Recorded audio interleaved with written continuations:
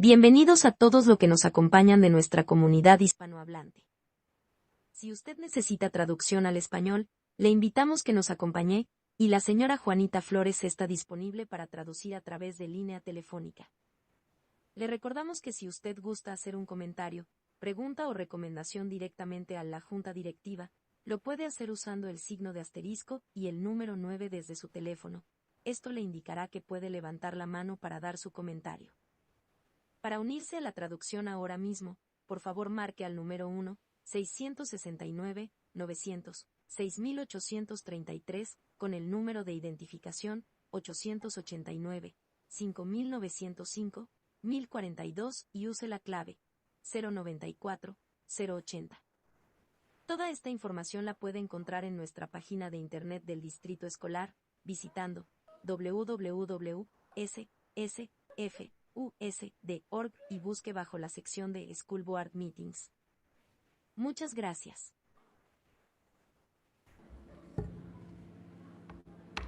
Good evening. We'd like to call the meeting of the South San Francisco Unified School District Board of Trustees to order. We are reconvening into open session. Roll call, please. Student Trustee Avila Gomez. Here. Trustee Baker. Here. Trustee Shea. Here. Trustee Murray. Here. Vice President Richardson. Present. President Lujan. Present. Thank you. Is Principal McLaughlin in the audience? There you are. Wonderful. Would you like to introduce our speaker this evening? Good afternoon, or good morning, good afternoon. Oh my God, I'm so tired. Good evening. And I would like to present to you for the presentation of the Pledge of Allegiance, Delea Sims.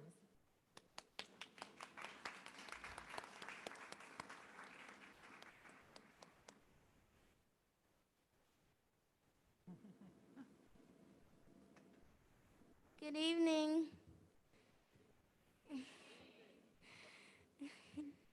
I'm Jalea Sims. I am in 5th grade and I attend Los Cerritos Elementary School.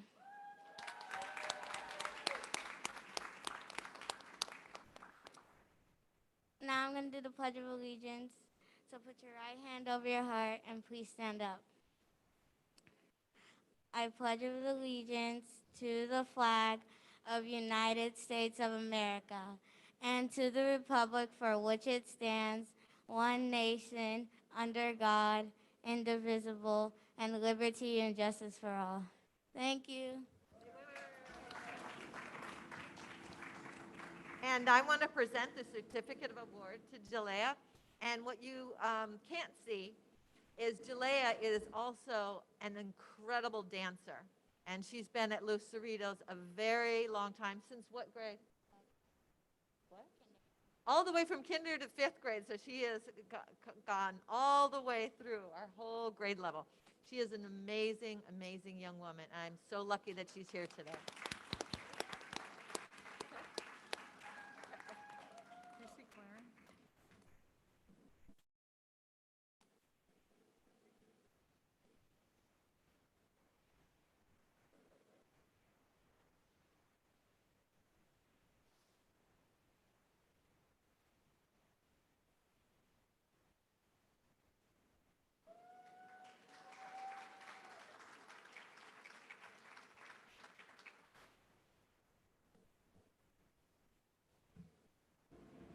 Thank you so much for leading us in the pledge this evening and helping us get started.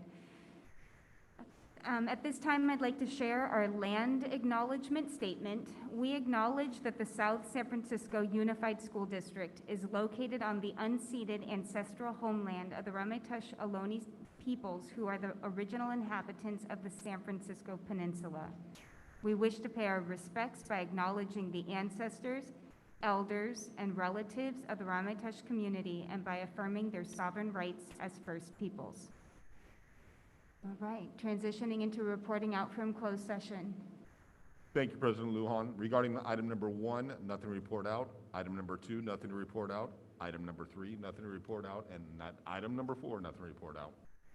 Thank you, Dr. Spalding.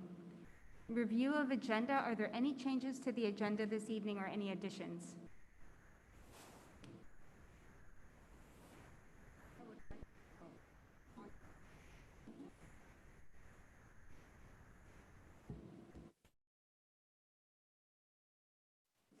on the consent agenda, to postpone it till next, until after the 12th or the December meeting as recommended by the staff. Only because there's some questions that I need to ask. So, Or should I ask at the time? no, you're absolutely fine to pull an item, but you can, if you could move so that way you're only a fist away from the microphone and just talk into the microphone. Don't worry about making eye contact with me. I promise I'm listening. Okay. There, yeah, just talk straight. Yep, just like that. What are you trying? So you have to, wait, is this good here? So talk directly into the mic because the audience in Zoom can't Oh, hear you. okay. There you go, good. All right. That came kind of fast. If you want me to remind, I would like to ask that an item on the consent agenda be brought up for the next, after the December meeting that we have scheduled for a study session on this item, the consent agenda. It's on,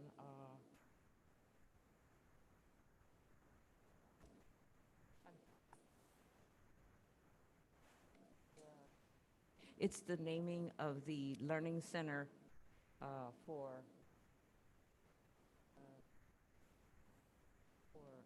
Mr. Gene Mullins. That's scheduled in tonight.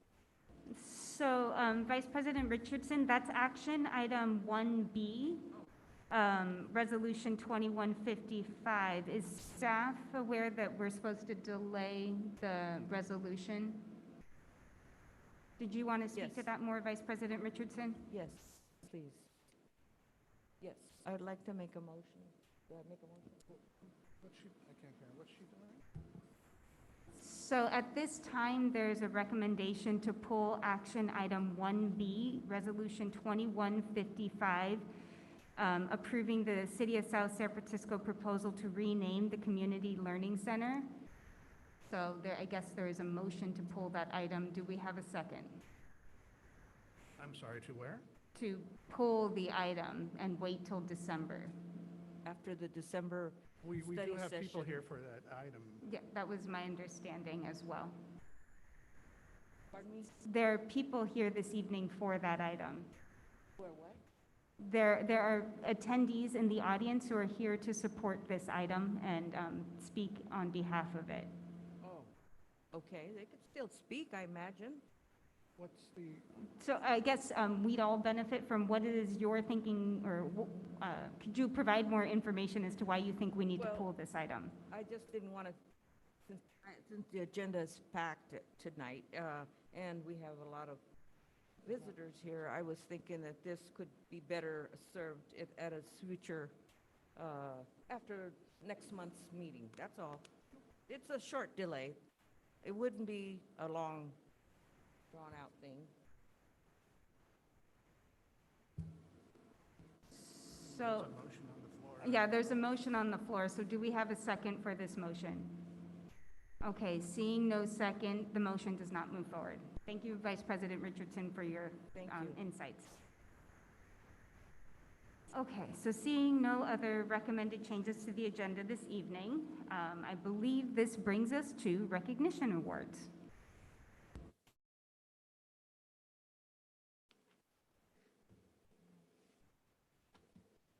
Good evening again. I have 5 certificate of appreciations, and they are for our PTA, Los Cerritos PTA E-Board, and they are a parent, Julie Martinez,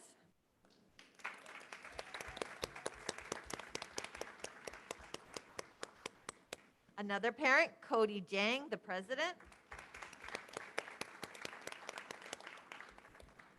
Gabriela Diaz Santos, another parent, and 2 teachers, Elizabeth Weatherly and Amanda Fajoko. They have worked tirelessly, and I hope I can get this tongue-tiedness before my presentation. So, thank you. Thank you so much.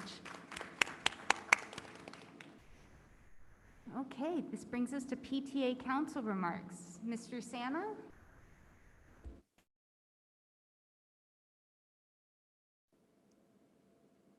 Good evening, President Lujan, trustees, Superintendent Moore, Cabinet, all of you who are in attendance here tonight and those online.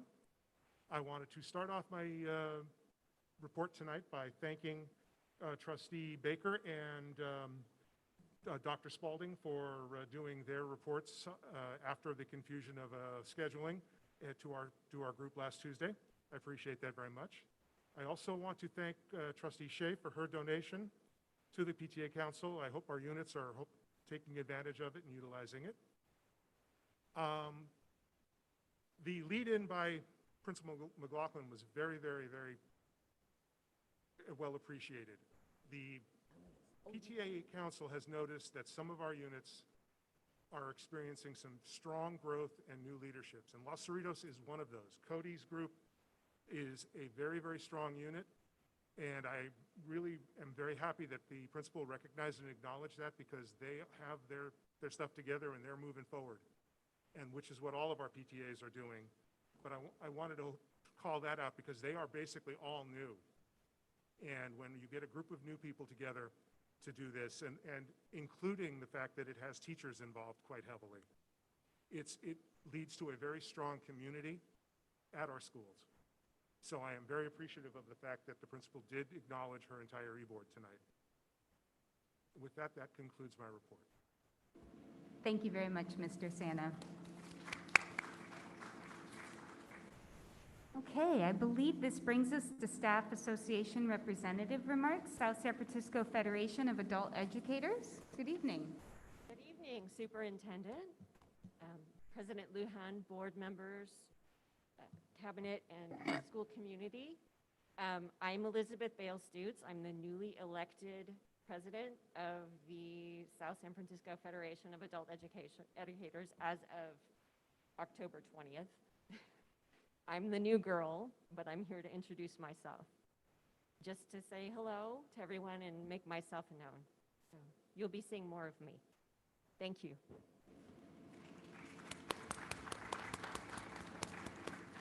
Thank you for joining us. It's nice to meet you. Our next group, South San Francisco Classroom Teachers Association, Mr. Yano.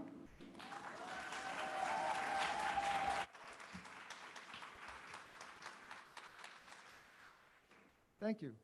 Thank you. Good evening. Oh, wait a minute. I forgot something.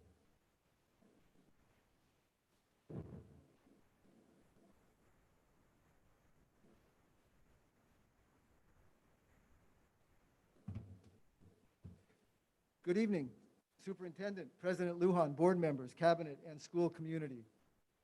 Before I start my prepared remarks, I just want to say that Ms. Carlino from Martin School just gave me this beautiful mask.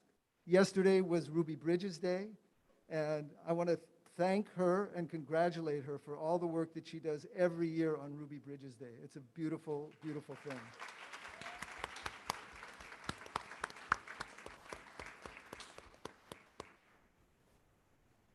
Let me begin by telling you about a conversation that I had with one of our union reps.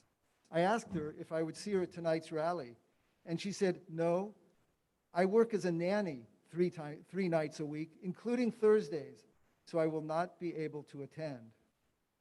She works all day as a teacher, and 3 nights a week, she works as a nanny.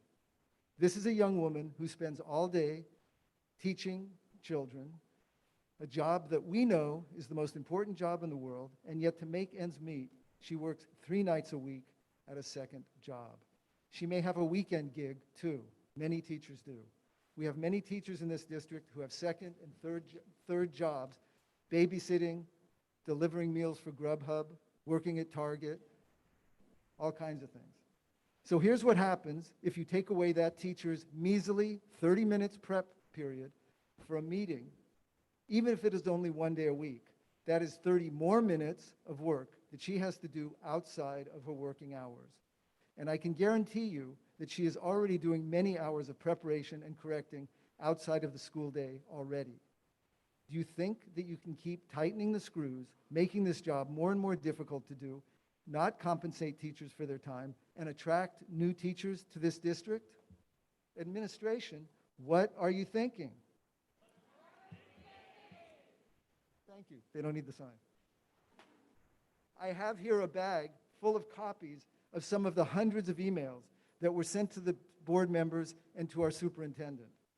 And I want you to know that teachers were impressed and appreciative of the responses that they received from President Lujan, Trustee Baker, and the superintendent. As most of the trustees have not worked in education, we thought that it was important for you to understand how important our preparation period is for us. And that is why we ask teachers to write to you and tell you what we do on our prep periods and why we are not willing to give up our autonomy on how we use this time. The prep issue is a trust issue.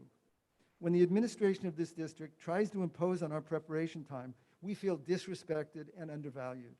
We do not feel that the administration trusts us to spend our preparation time wisely. Let me tell you this. There is not a teacher in this district who does not spend many hours outside of the school day preparing lessons, correcting papers, calling parents, doing what we must do to be the best teachers that we can be and do the best for our students. When you refuse to pay us for meetings during our prep time, you are adding to that burden and making us feel undervalued and disrespected. If you didn't know before, I hope that you know it now. This is an issue which strikes a very raw nerve with your teachers. Please instruct your bargaining team to take the issue of prep time off the table. And speaking of, thank you. Speaking of trust and respect, it is insulting to our middle school teachers that administration chose to hire a consultant to work on changes to the middle school schedule. Who knows our schedule better than the teachers who have been working that schedule for many years? You did not hire a consultant to develop the high school schedule. You are paying a consultant, but not the teachers, for their time that you are asking to be on the committee to work on the middle school schedule. High school teachers were paid for their time when they worked on the middle school schedule change. Again, administration, what are you thinking? Again, I want to thank the board members and superintendent for their responses to our emails. Your kind words warmed our hearts, certainly. But we can't eat those kind words, and we can't pay the rent with those kind words, and we can't buy clothes for our kids with those kind words. We need a raise, and we need our prep period untouched. We're all hoping for a successful negotiation tomorrow. Thank you.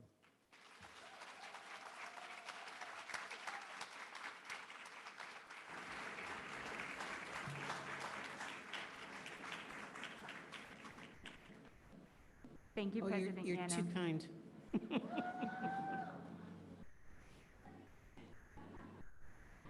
All right, this brings us to California School Employees Association, Chapter 197. Is President Malfatti in the room? President Lujan, she asked me to let you know that she could not make it tonight, but she did want to wish everyone a happy and healthy Thanksgiving. Thank you, much appreciated. Okay, I believe this brings us to Personnel Commission. Dr. Spalding? Thank you, President Lujan. So I missed the last report out. So on October 18th, Personnel Commissions announced 12 new positions and 1 eligibility list were ratified. And our last meeting on November 15th, there were 5 position announcements and 2 eligibility lists ratified. The next Personnel Commission meeting will be January 24th, 2022, 5 p.m. in the district boardroom. Thank you. Thank you, Dr. Spalding. Okay, our next item this evening is items from the board. Do we have any announcements, board calendar discussions, or board committee reports?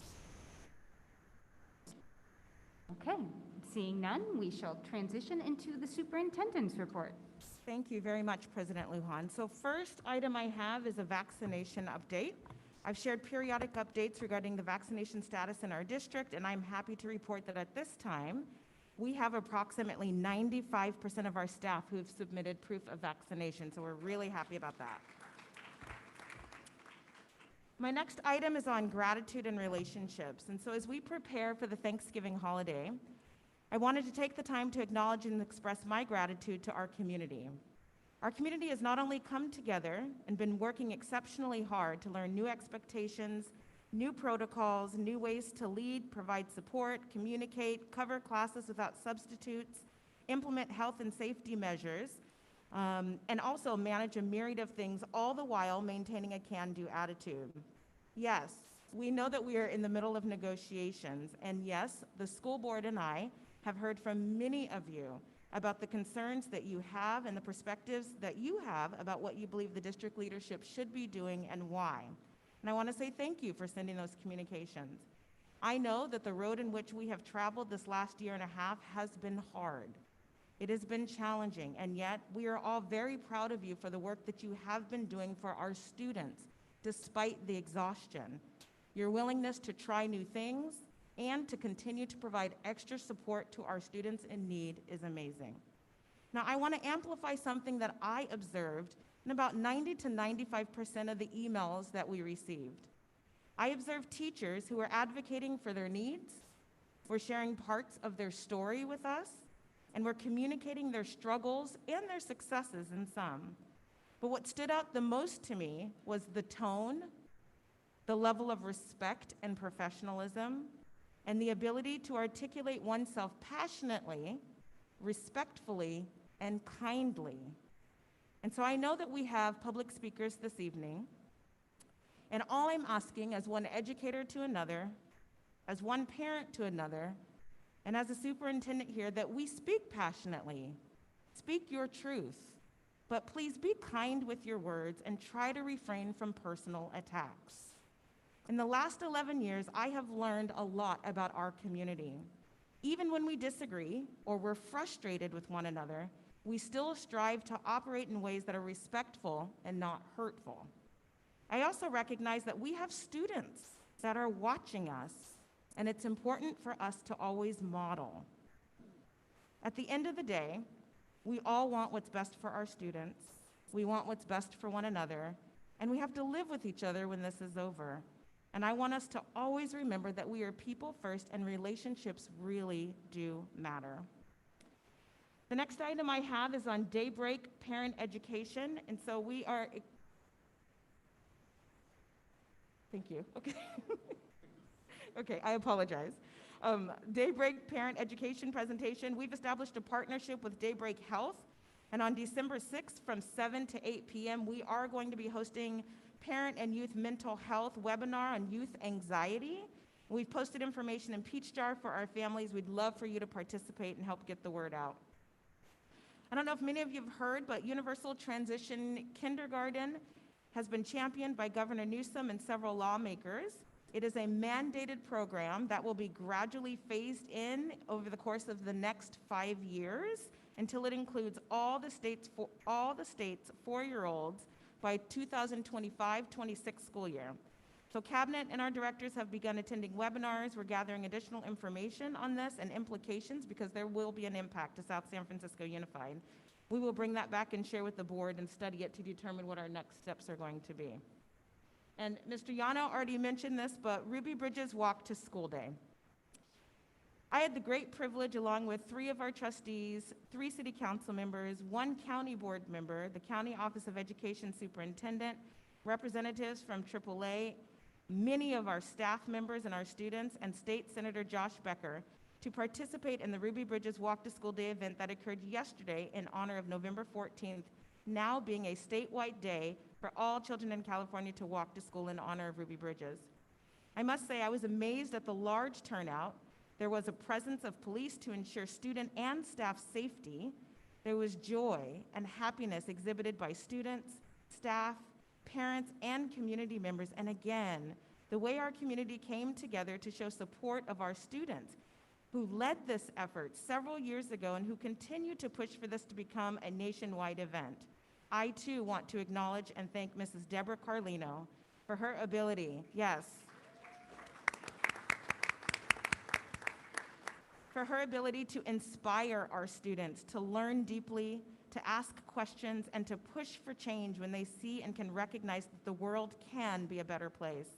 It was an amazing event, and Martin Elementary received a resolution from Senator Becker. I want to thank and acknowledge everyone that was a part of it. It truly was a joyful and happy event. And when the students got back to class, they were surprised in a Zoom visit from Miss Ruby Bridges herself, and they were so happy that she was there. It was wonderful. At this point in time, I would like to turn it over to our ASB students. Tonight, we are going to start with our student trustee, Sam Avila Gomez, ASB President, South San Francisco High School.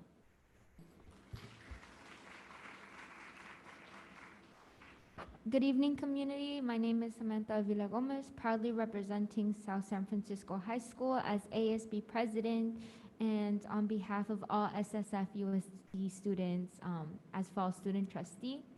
I would like to say a quick happy birthday to Abby Verino. I don't think she's here today, but she's my fellow trustee, and I would like to say thank you for all the work that she does to our community. I would also like to say Happy National American Indian Heritage Month. We are on stolen Ramayatush Ohlone land, one that was stolen by violent white colonizers and led to the deaths of thousands of indigenous peoples. But this violence continues today, and a reminder that acknowledging these peoples and their lands but not doing anything to actively support the community is violence in itself. I push all of you to figure out how you can do a form of reparation, whether that's getting involved in environmentalism and pushing for voices of Native peoples to be heard, or donating money to organizations that help Native peoples, or simply just researching about missing and murdered Indigenous women and Indigenous children. We can all do our part, not just this month, but always.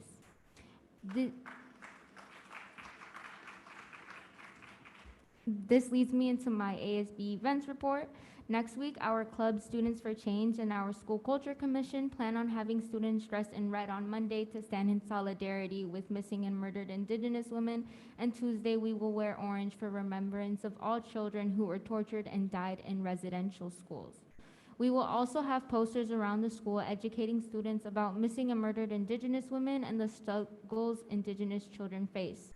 We feel this is really important as we all know that South San Francisco High School used Native people as a mascot for many years, and we must do our part to right our wrongs and educate our community.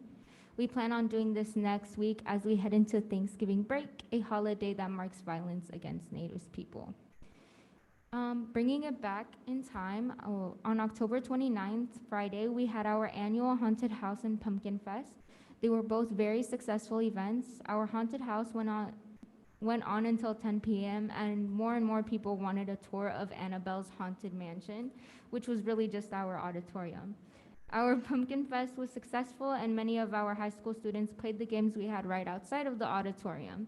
We would like to give a special shout out to the PTSA at our school for helping us with generous donations and Reem Nazra for donating pumpkins. That same Friday, October 29th, we had Grupo Clásico Único perform in our quad during lunch for Hispanic Heritage Month. Although the event was meant to be held during Hispanic Heritage Month, many kids were still happy to have this group perform, with many even getting up to dance. It was really a sight to see, especially because many of the group members are actually South City alumni. We even got one of our fellow juniors in our class to sing a song with the group. We had a movie night last Friday as we watched Book of Life in celebration of Dia de los Muertos. We had concessions being sold, and despite it being cold, it was a very fun event.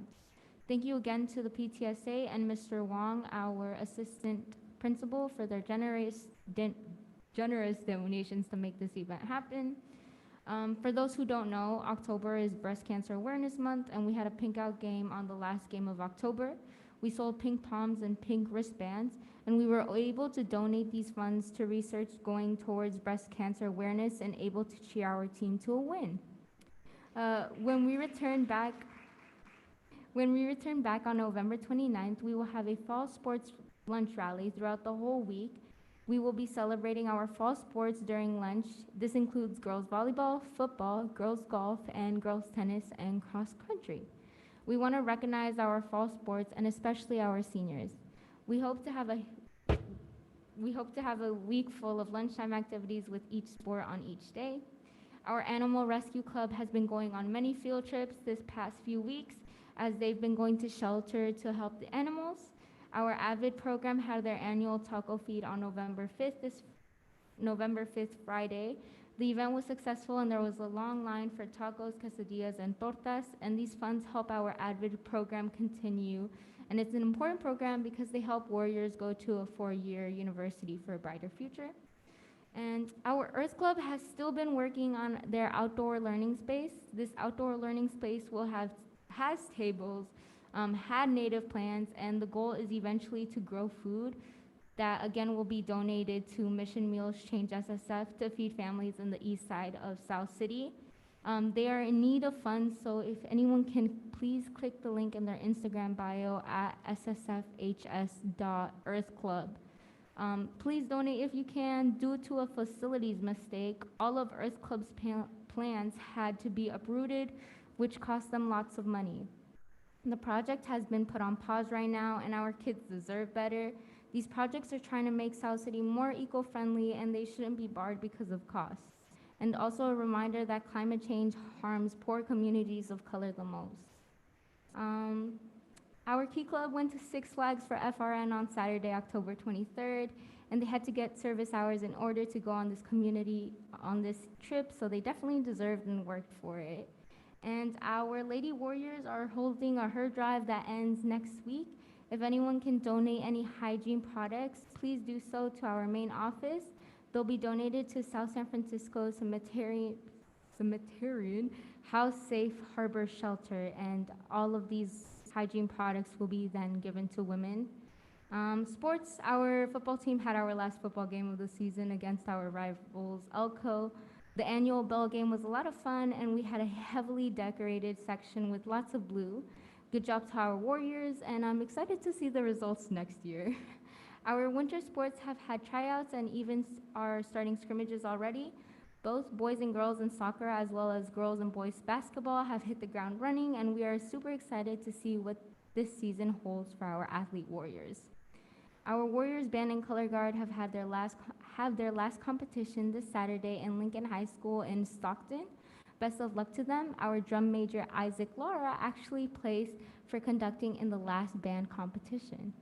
Our Alma de Mexico Folklorico program has their winter concert coming up, and they also had performances November 1st and 2nd for Dia de los Muertos, educating South San Francisco High School on the importance of the holiday holds for Mexican people. The altar that was up was simply beautiful and was there for the whole week, and anyone could go up to pay their respects or to put a photo of a loved one that passed away. I would also heavily encourage anyone to please join our PTSA meetings. The next one is next Tuesday at 7 p.m., and you can find the link on our school's website. We also celebrated Ruby Bridges Day. Our walk was from Orange Park to South San Francisco High School, and the student that actually helped start Ruby Bridges Day is a warrior now. She's a freshman warrior. Special thank you to Ms. Oseguera for helping lead this. And now I would like to hold a solidarity moment with the teachers. It's honestly ridiculous that you want to take away their prep periods when that is the only time that it's not a break. It's not a break. Every time you walk in on a teacher classroom in their prep period, they're working. You cannot expect them to give up their prep period and for their work not to fall back.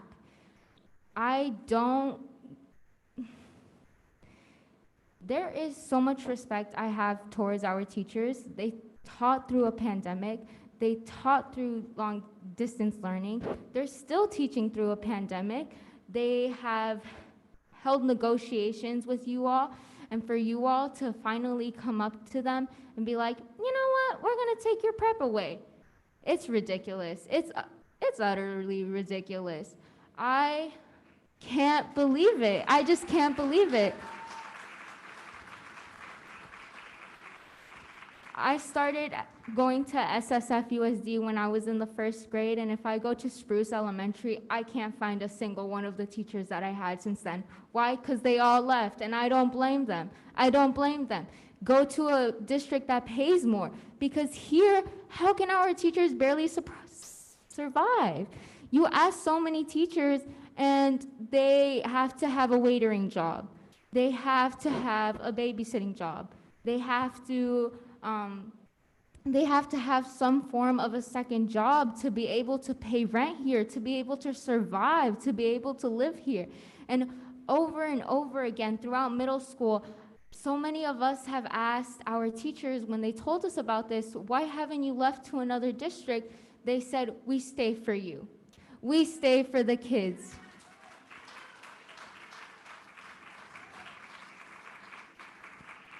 And the fact that you're appreciating them with just words is honestly ridiculous. Open your wallets, pay them, pay our teachers. It's the only way our kids are going to learn. It's the only way that we can have a successful district. It's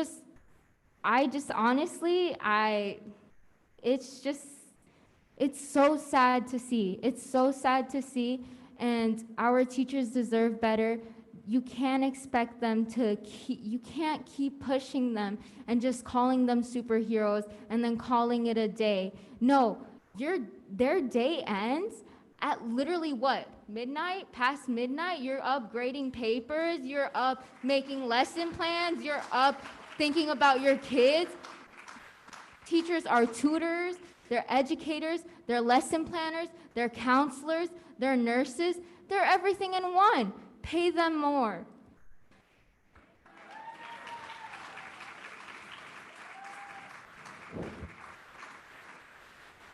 Also, kids are hungry. They've been hungry since August. Bring back breakfast, bring back brunch. We need to eat.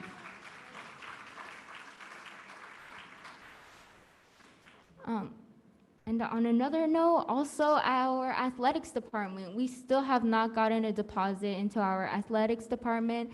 And while talking to our athletics director, the budget that is put into the athletics department has stayed the same since 2012, not taking into account the cost rise that there has been in transportation, in refs, and just like everything. Prices have changed since 2012, and we can't keep up with successful sport programs if we don't put money into the account in the first place, and two, raise it. This is why we're losing so many kids to private schools, because kids want to go to schools that have thriving sport programs. Kids want to go to schools that have the resources that they need. It's just, again, we just need money. Like, that can't be said enough. And again, also, please bring back public comment. It's daylight savings. Just look how dark it is outside. You can't expect people to keep coming on Thursday at 7 p.m. and have a babysitter and have a way to come here. It's just, there's no way that we can do that. I know so many people, so many students in the crowd right now that had to take an Uber to come here. They should not be having to pay $20 to speak to you all. They should not be having to figure out carpool or say that they can't come because it's too late. You're actually blocking student voice. You're actively blocking community input. And also, it's ableist. There's people in wheelchairs. They cannot always come here at a Thursday at 7 p.m. There's people that have anxiety. They honestly, sometimes it gets scary speaking up here. You can't expect everyone to come here at a 7 p.m. on a random Thursday night and have all this selected time built into their schedule. I've gotten so many comments from so many different people asking to bring back online Zoom public comment, and I'm imploring for you to do it as well. Thank you.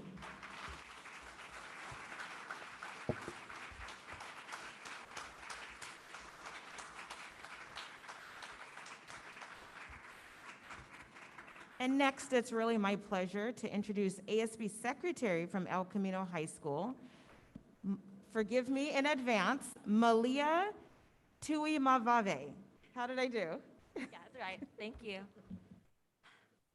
Good evening, board members, cabinet, our in-person audience, and our audience at home. My name is Malia Timavave, and I'm speaking and serving as ASB Secretary at El Camino High School and speaking on behalf of ASB President Abigail Verino.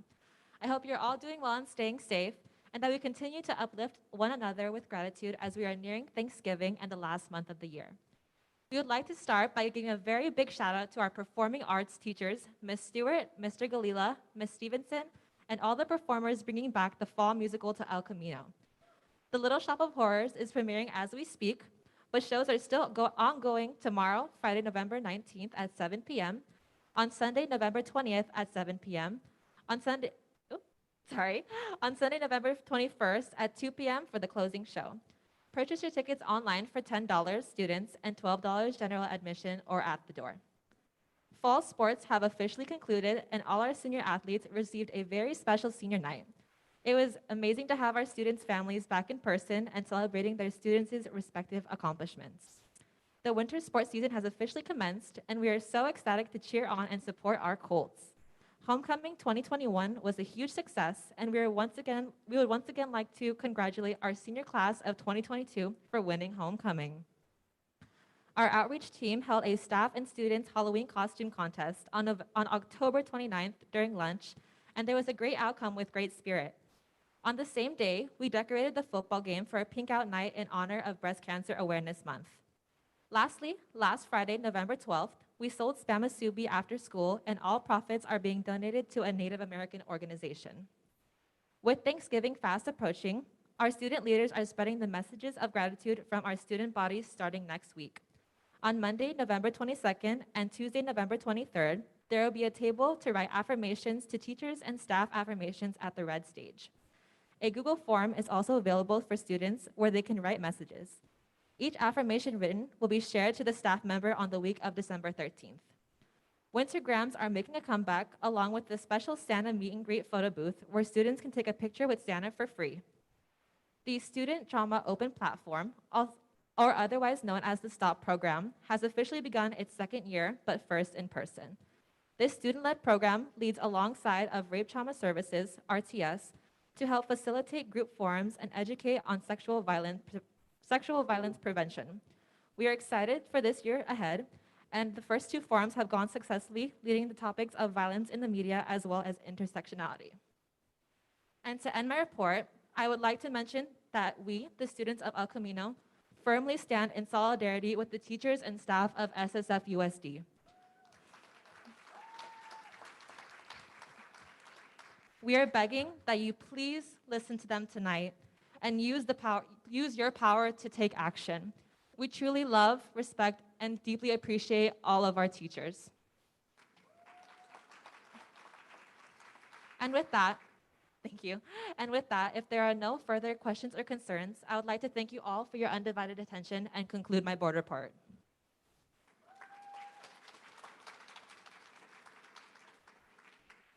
President Lujan, that concludes my report. Thank you. Thank you, Dr. Moore, and thank you to our student trustees who spoke this evening. This brings us to the communications portion of our meeting this evening. The comments that were submitted online prior have been shared with the board. To comment in person during the meeting, public comments are limited to 1 to 3 minutes per individual per board bylaw 9323. Name and address cards, these things are in the back of the room and are to be completed and given to the secretary. The board president will call individuals in random order who have requested to speak. Each person may only speak once and is required to address the board from the podium. The meeting is recorded and streamed live. Individuals may address the board concerning school business not on the agenda, but public comment cannot be acted upon or discussed by the board unless placed on the agenda at a subsequent meeting in accordance with the law, the Brown Act. The board may request staff to respond orally at the meeting or in writing at a future time. So our first speaker this evening is Alexandra Jose.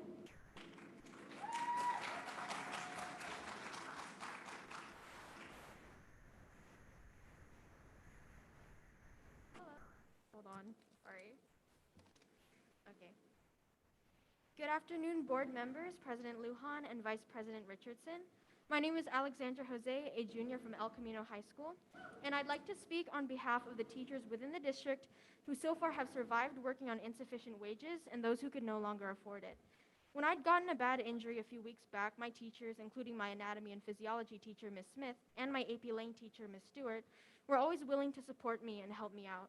And when I'd fallen sick, which was several times, my French teacher, Mr. Caro, and my US history teacher, Mr. Nichols, would do everything they could to post in-class materials online, which made catching up so much easier, especially in a time when I'd be at home more often. In schools all across the district, teachers have been going above and beyond to support students as much as possible, and it's incredibly disheartening to hear that they aren't even being compensated at the bare minimum. But still, there are even some students who can't be fully supported or even learn effectively with some of the resources provided, partly because teachers' current wages won't accommodate those extra hours of work. And as many teachers and district community members have said too many times before, it's disrespectful and hypocritical to force educators into molding their lives around a system that isn't practicing its own preachings of equity and fairness.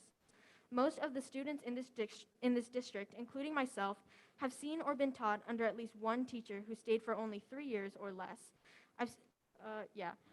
And I've seen many wonderful and passionate teachers leave schools with insufficient salary being one of the main reasons.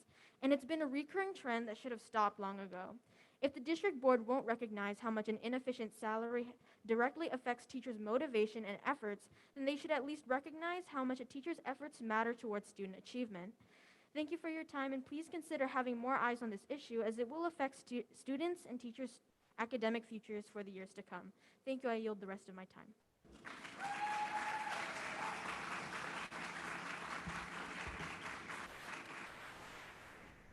Thank you for your comments. Our next speaker this evening is Katrina Ellis.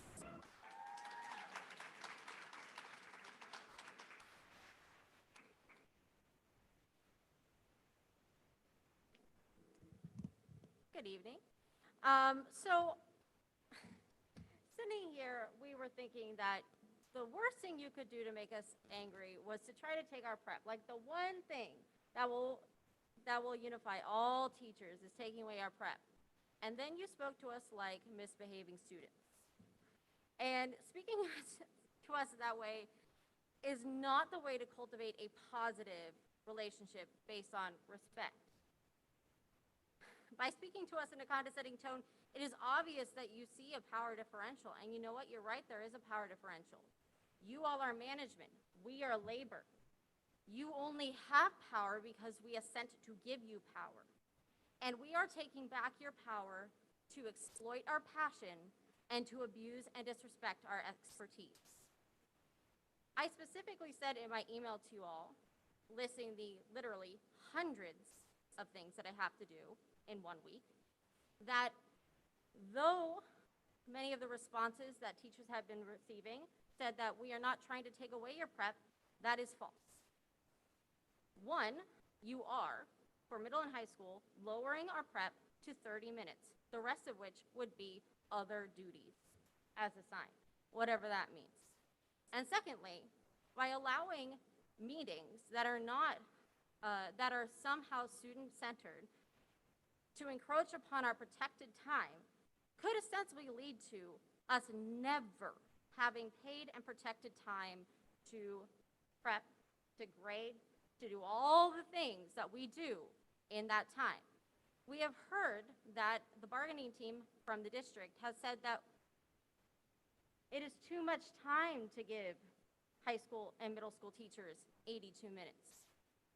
But I believe I demonstrated very clearly that it is not even close to enough time to have 82 minutes, let alone the 30 minutes that elementary school gets.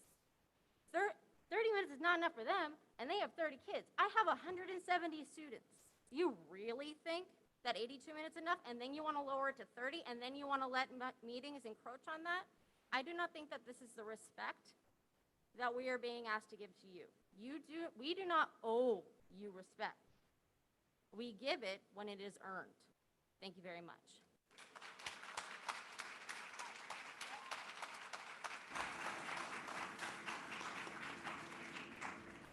Thank you for your comments. Our next speaker this evening is Paola Vanessa Mota.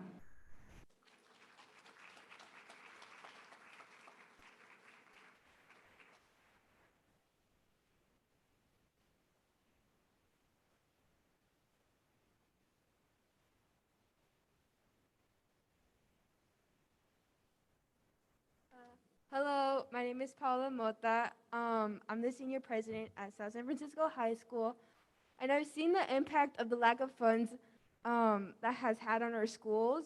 And my main concern is that the lack of funding has led many schools within this district not being able to serve food to their students because of outdated infrastructure.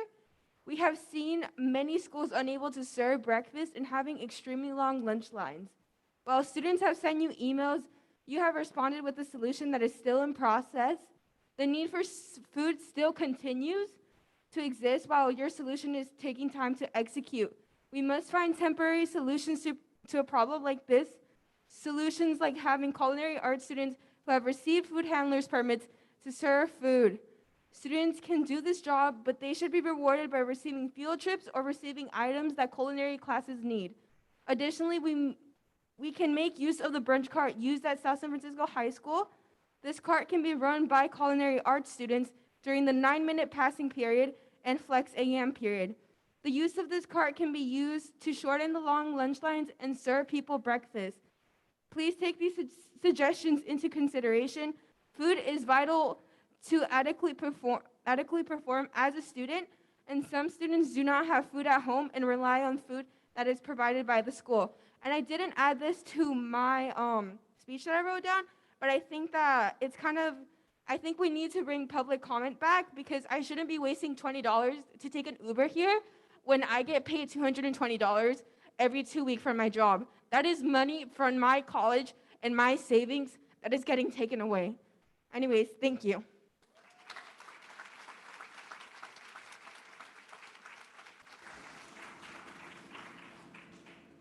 Thank you for your comments.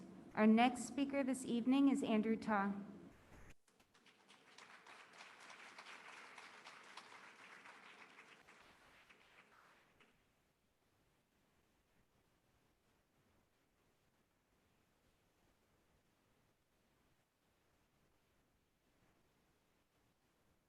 Good evening. My name is Andrew Pta, and I'm a senior at South San Francisco High School.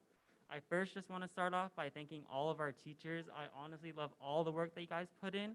It means a lot to me, and if it wasn't for all the teachers at our school, I wouldn't be where I am today. They've taught me so much in life, and they've supported me throughout all my struggles. This past year, it has been a rough time, and I've gone through a lot of personal struggles, academic struggles, and whatnot.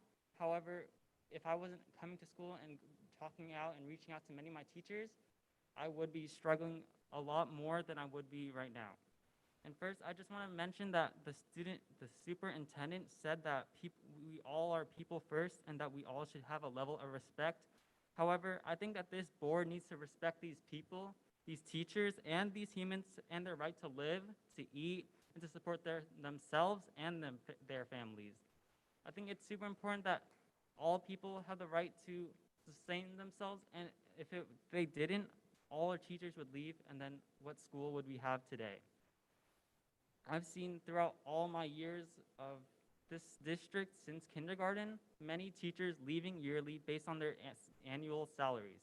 From kindergarten to elementary, middle school, and high school, I had many of my own personal teachers leave, and it saddens me to see them go because they meant so much to my own life. And I just want that the board makes sure that they pay their teachers fairly and rightly, and that this board shows that they actually do respect people and that they do respect our teachers. Furthermore, on the note of respect, I think this board needs to show respect to our students as well, who are struggling just to find something to sustain themselves throughout the day. With the long lunch lines and the lack of breakfast and brunch, I myself struggle to stay focused in class. Even though I've been, a pretty good student my whole life, I think that it's really hard to focus when your stomach is grumbling and other people hear it, which is kind of embarrassing. But to get back on focus, having food isn't something a student should worry about. All students should be able to eat food, breakfast, brunch, lunch, whatever, make sure that they get the good education that they deserve. Thank you.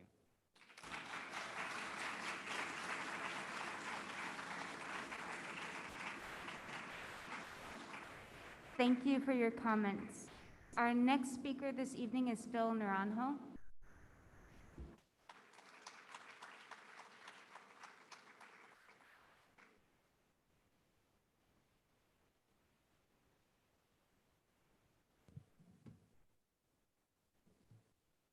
My name is Phil. Good evening, board members, President Lujan, Dr. Moore. My name is Phil Naranjan. I'm a teacher at Spruce Elementary. At the last meeting, I spoke about the high cost of living in the Bay Area.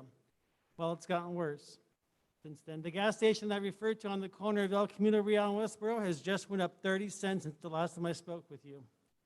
30 cents is not a huge amount, but when you consider that $2 has gone up since 2 years ago, then Houston, we've got a problem. But I'm not here tonight about the cost of living affecting all the teachers in the room this evening. I'm here for the 8 students in my class who were dropped from the Title I reading program. That's right, 8 students out of 21 who desperately need that extra support, which I alone cannot provide. And I know that Spruce is to some considered the redheaded stepchild of elementary schools in our district. The truth is that we have the hardest working staff with the least amount of resources. We have a 0.5 reading specialist for kinder, a 1.0 reading specialist for grades 3, 4, and 5, and we only have a 0.6 reading specialist for grades 1 and 2. And because a paraeducator resigned, 36 students who qualified for reading support are now left on their own. Dr. Spalding, it's my understanding that you approved a vice principal position, yet our enrollment has dropped since 2016. Can we not use those funds to hire a full-time reading specialist instead? We don't need another administrator, but we do need a full-time, highly qualified reading specialist for grades 1 and 2. So we can help these kids make up for all the lost learning, not only due to COVID, but the socioeconomically disadvantaged area they come from. P.S. We work very hard, very, very hard, and next week is Thanksgiving. I know many teachers will be out on Monday and Tuesday to be with their families. Can you make a resolution right now, tonight, to give teachers and students the entire week off? Not just Wednesday, Thursday, and Friday, but the entire week? Many of us travel, and with the sub shortage, why put the extra strain on the system? Thank you.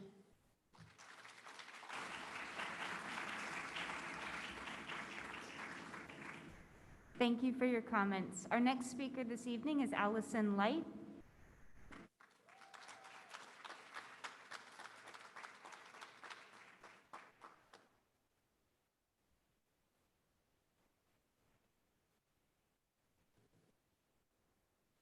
Phil is very tall.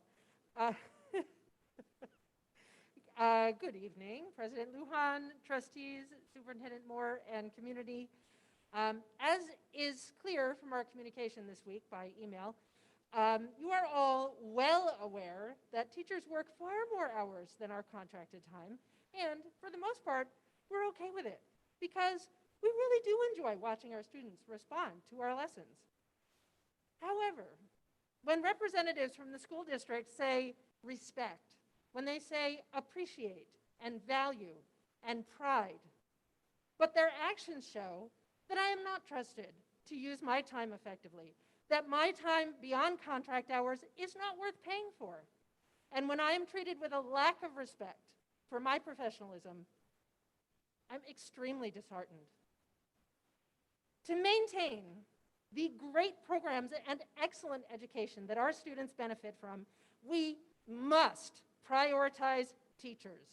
We need to retain our experienced teachers here in South San Francisco. We know there's a teacher shortage. It's not going to get better, not soon anyway. And if this district cannot manage to show respect by supporting our educators with a raise, with maintaining our prep time, I'm not optimistic about the future here. The district can well afford to pay our educators what we are worth. Priorities are shown by where you budget your money, but they are also shown by how you support your educators in all areas. Please direct your bargaining team tomorrow to have a positive effect for your teachers and for our prep time. And have an excellent Thanksgiving.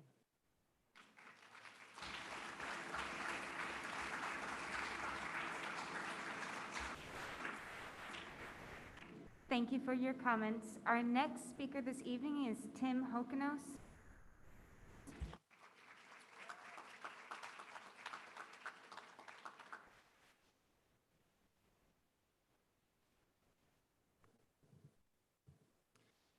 Good evening, school board and district community. I speak tonight in response to the proposal that teachers' prep time will be subject to assignments from the administration. I would like to demonstrate to you how this proposal would be detrimental to our students. My responsibilities outside of instruction time are lesson planning, setting and taking down labs, grading, communicating with parents, students and paraprofessionals, collaborating with colleagues, and writing letters of recommendation. Grading is incredibly time-consuming. I have over 150 students. If I were to spend just 5 minutes per student per week, this would calculate to over 12 hours per week. The total of all these responsibilities easily exceed 25 hours per week. This is 3 times what my prep period allows.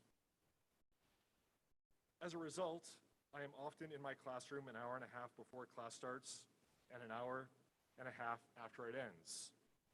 6 of the extra hours are on Sunday. During the school year, I work a 6-day week. Adding additional responsibilities to my prep time would detract what I can do for my students. It would mean that I spend less time grading. I would have to offer less labs, fewer labs, and I would have less time to write quality letters of recommendation. I urge you to reject this proposal. Thank you.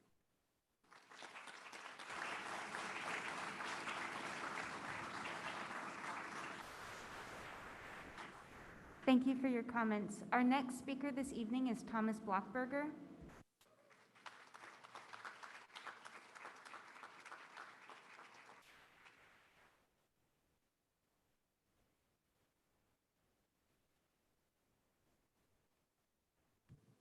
Good evening, Board. Tonight I wanted to address the issue of teachers' salaries.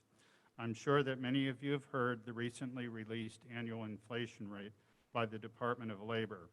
From October 2020 to October 2021, it was approximately 6.5%. This is the highest inflation rate in over 30 years. The point to realize here is that this is not just a one-time inflation hike. Many economists believe that our economy has undergone a fundamental and permanent change, transitioning from a service-based to a goods-based economy. The U.S. infrastructure cannot currently support a goods-based economy, and that's what's led to the supply chain problem. High inflation rates mean much higher prices for consumers, which means that teachers will need to receive substantially higher salary increases for years to come. The current budget, which the district operates on, cannot support the type of raises teachers need to survive in this area. The district budget has not changed fundamentally since the 1960s and is now outdated. During the 1960s and 70s, there was a vast supply of teachers in California. School districts could offer either no raise or a small, quote, token raise because of the high labor supply. In addition, the cost of living was much lower. Today, we live in a completely different world. I'm asking the board to direct Mr. O to junk the current budget and design one that is functional for the 21st century.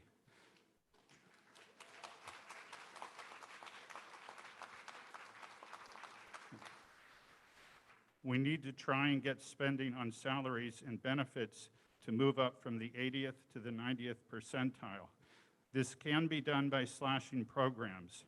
When establishing criterion for this, the question should not be, is this program beneficial, but rather, is this program absolutely essential for the student's education? If not, it needs to be cut. In conclusion, I hope that you guys make the right decisions. Our kids are depending on you. Thank you.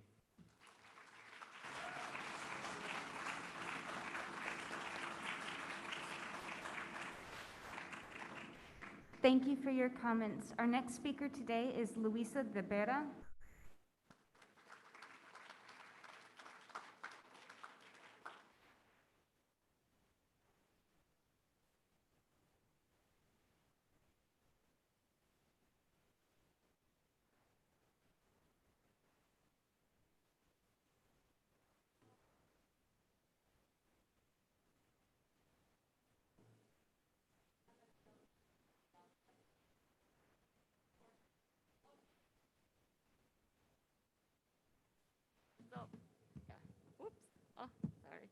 Leho, maayong gabi sa inyong tanan.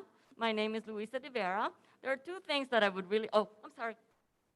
Good evening, President Moore and Superintendent Moore and President Lujan and the board and cabinet. There's two things that I would like to say that I'm so thankful for. I'm so thankful that a decision was made last year that allowed teachers to go into our classrooms to prepare projects, because that allowed us to really connect with our students. I spent so many hours preparing my mystery box because I couldn't do just one. I had to run around Target getting 19 of everything, email the parents and say, at this day, at this time, please prepare this mystery to put in your child's bag so that all 19 students over Zoom can participate and really be excited. So thank you for that. We worked at Skyline. You would see all the little bags, all the little baskets that all the teachers prepared. So please recognize us for that, because even the parents got excited when the kids were pulling the mystery bag. So imagine running around Target getting 19 of everything. Was I paid for that? It wasn't during the 2:45 to 3:15. It was after. And second thing, I'm really thankful for South City. This is my 30th year in education, 24th here in South City. Yeah, thank you. I love South City because when my daughter was born, I was just going to stay home. But Mr. Sullivan called and said, what is it that you need, Luisa? I said, I need to work part-time so I can be with my children. And Mr. Sullivan made it happen. And so now my son is 26. He's a United States naval officer. My daughter works for Salesforce, and I miss them tremendously because they're in the East Coast. But please, please take us into consideration. We really put our heart and our soul into our teaching. You can see this isn't even half of all the things that I must study, all the teacher manuals, the math, the science. This isn't even half. When are we supposed to address all that? So Mr. O, when you're punching and crunching those numbers, Mr. O, please consider the lives behind those numbers. I am a veteran teacher. I am speaking for the young teachers. This is all that we have to do. Weekly lesson plans, report cards, review of foundational skills, writing assessment, math tests, reading tests, assessments, special projects. You know, I spent the last 14 years creating projects, and I was going to retire one. The next day, Mrs. R came and cried and said, please, Ms. De Vera, don't retire those projects. The CSAS assignments alone, I've assigned 2,000 in just the last year and a half. It takes hours for me to listen, to review, so I can hear how my students are progressing in their reading. Please, you have teachers that care. You have teachers that love teaching. You have teachers that love our students. We definitely hear your passion. Thank you. All right. Thanks.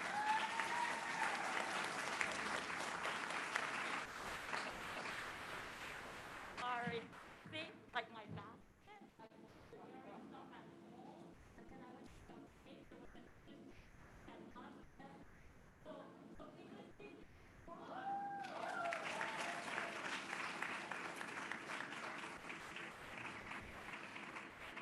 Thank you very, very much for your comments. Our last speaker this evening is Mr. Aaron Hafner.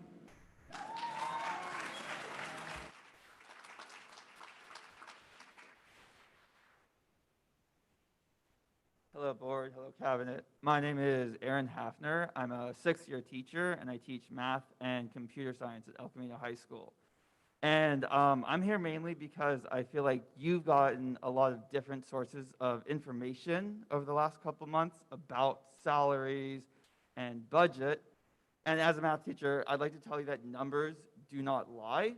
So I got some numbers. The unassigned budget went up 17% in 2018-2019. That's unspent money.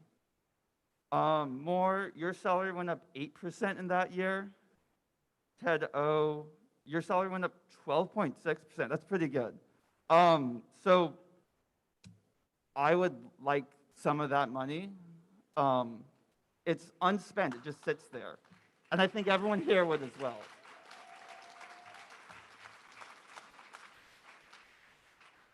Also, please don't take my prep. I really need it. I got planned lessons and write projects. So thanks. That's all I really wanted to say.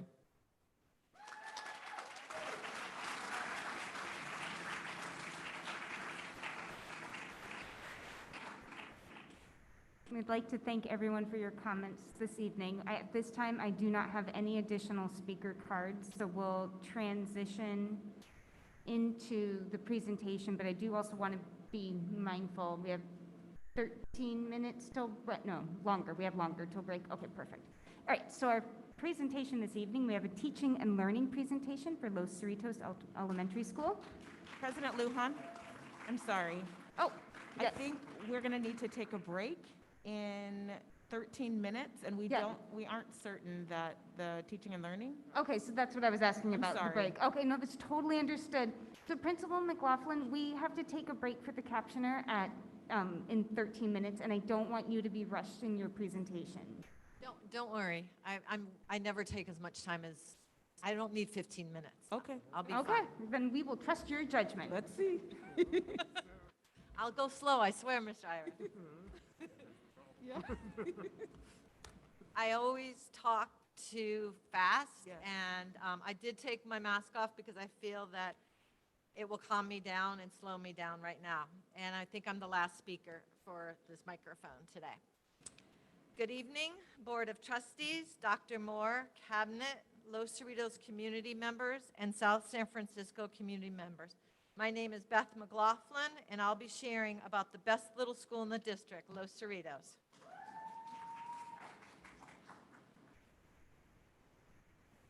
Los Cerritos is working on all 3 LCAP goals, but we are focusing this year on goal number 1, which is academic achievement. Here, Los Cerritos is focusing on the wheels and the gas tank. Los Cerritos is continually assessing its students to determine next steps towards our goals. This year, we have set up a system of intervention classes for students, which is a school-wide intervention system. We are working on mitigating the loss of instruction from last year's distance learning. Every year we have a theme at Los Cerritos, just like Dr. Moore has a theme for the whole district. This year's theme is Cubs. And on Tuesdays and Thursdays, the whole school meets for flag salute, which you can see in the middle picture. Afterwards, I briefly discuss a Cub characteristic, such as respect, family, responsibility. On the next slide, I'll be talking about Los Cerritos partners. But in the middle photo, I want you to notice all the new backpacks. One of our partners, Menlo Church, donated these backpacks with school supplies in them. Menlo Church has been an amazing partner. They have donated new basketball hoops, provided a Thanksgiving dinner, 2 years of backpacks for students, Christmas gifts for 50 families, a welcome back to school day, which included lunch, music, and fixing up the school. We are truly blessed to have them as our partners. Another one of our partners is right across the street from Los Cerritos, which is the Good News Chapel.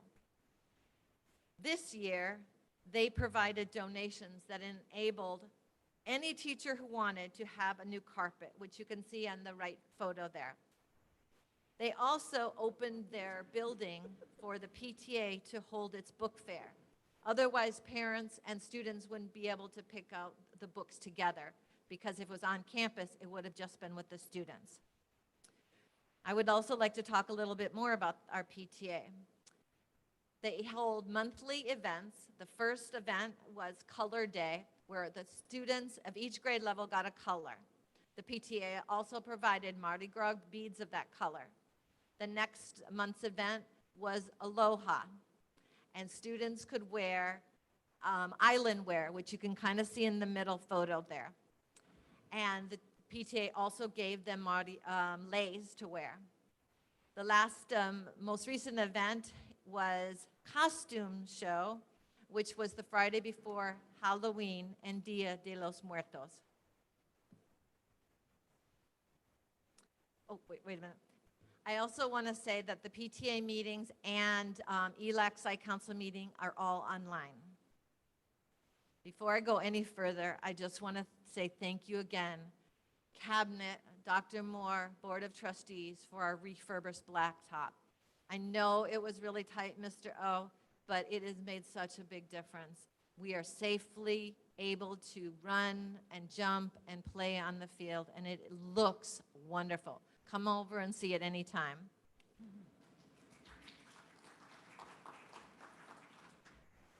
Our student population at Los Cerritos is predominantly Latinx. We also have a significant number of English learners, almost 45%. We have students, over 20% of our students with disability, because we have 3 special day classes. We have 2 mild severe classes and 1 mod severe class, plus we have an RSP teacher that supports the learning disability of students, but they're still in the general education classes. The other part is over 50% of our families have economic challenges. And even though Los Cerritos is a small school, it has a great number of needs. Our attendance looks pretty good for this month. It sometimes is quite a bit lower. And I am still calling parents with excessive tardies, excessive absences, and I'm sending out letters, so those go into the students' queues. However, because of COVID, a sore throat might be a 2-day absence. Runny nose might be a day absent. So parents are being overly cautious, but it is at our request because we do not want to spread any kind of sickness. So it's kind of a push and pull right now, is staying on top of attendance issues, but also being really cognizant of sickness. Now I'm going to talk about our data. Last spring, the students took the SPAC test for grades 3 through 5 in Los Cerritos. And as you can see, our language arts were only 23% of our students were at meets or exceeds standards. And in math, it was only 16%. Our goal, and we're hoping that last year was just a one-off year, our goal is to increase up to 30% in ELA and 21%. We also at Los Cerritos found that giving the literally test to first graders just didn't work. We just got inconsistent data. So we're going back to the Fontes and Pinel for first grade. And if you look at the average, which is C right now, that means some of the students are K and some of the students are A, but the average is C. We would like the students to be at this time of year at a level F. So again, we are behind. The literally scores up there are 45%, which is almost half of our students. But again, we want to move that up. Last spring, the teachers and I anticipated there would be severe academic challenges, and so we came up with a plan. Students in grades K through 2 will have a language arts intervention instruction 4 times a week. Students in grades 3 through 5 will have a math intervention class 4 times a week. Now, of course, not all of Los Cerritos students are below grade level, but an overwhelming majority are. And that's why the teachers and I decided that we had to create a blocked out time in our master schedule for these intervention classes. Every 4 to 6 weeks, we reassess and groups are reconfigured as needed. I want to briefly talk about IXL. The first number you see is the year. So where it says 245 for 3rd grade, that means it's in 2nd grade level, and the 45 means approximately mid-year. We hope at the end of the year to move up to 345. 4th grade is at the end of 3rd grade approximately, and we hope that they will be almost at the beginning of 4th grade. And 5th grade is at 346, which is mid-3rd grade, and we hope to get them up to 400, the beginning of 4th grade.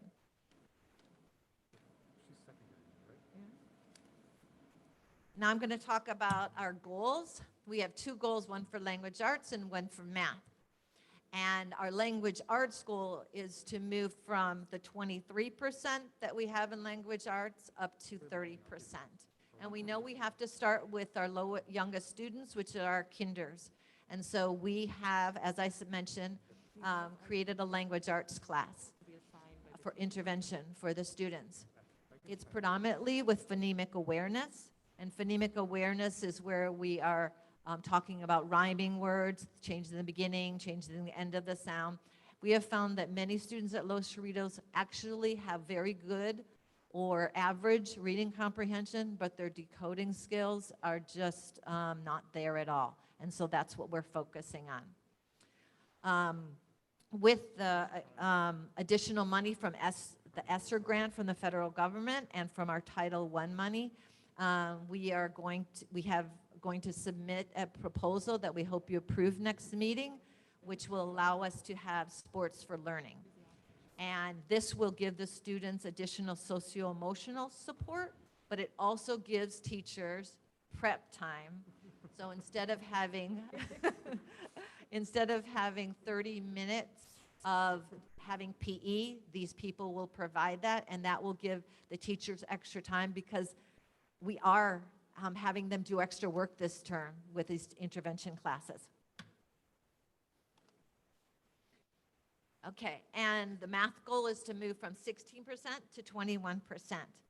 Oh, and I forgot to mention the previous slide, but besides the work of the students and the teachers, I'm also working with teachers for good first teaching in the classroom. So when I go in to observe classes in math and language arts, I'm looking at how I can support them and how I can help get the first good teaching, because the intervention classes are very helpful, but we want to keep accelerating that as the whole class. And as I mentioned before, not all Los Cerritos students are below grade level. And in IXL, it is a skill-based individual program that's constantly reassessing students so that those who don't need the intervention classes are given time to extend their progress with individually designed computer classes just for them. As noted in the previous slide, we are asking you in the near future to approve a contract with Sports for Learning. And this is not just for the socio-emotional support, but I know that you've seen in the news, and it's probably the same in your families, that the students are hurting, not just academically, but also emotionally. And a lot of families came to Los Cerritos even before COVID with a lot of traumas and with a lot of needs. And COVID has just ramped those up, and we have new families that now have more needs. And so what we want to do, and we're really grateful that we have the YSB support, and we also have a psychologist at our schools, and those funds are vital, but we need a little bit more, and that's why we're hoping that you will allow us to have Sports for Learning.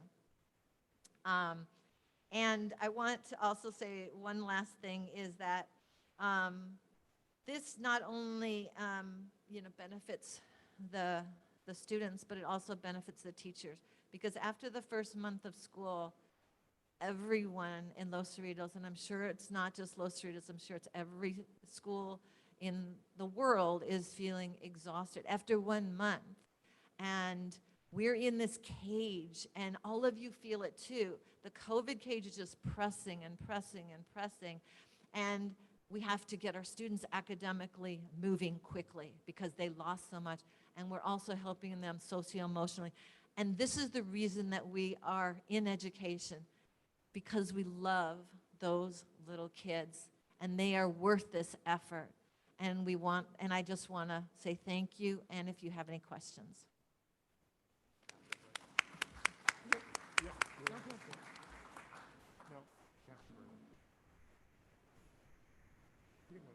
I was pretty quick, right? You were beautiful, absolutely wonderful, and your passion came through wonderfully. We are right up against when we need to take a break, so I'm going to suggest we take the break for the captioner, and we'll reconvene in 10 minutes.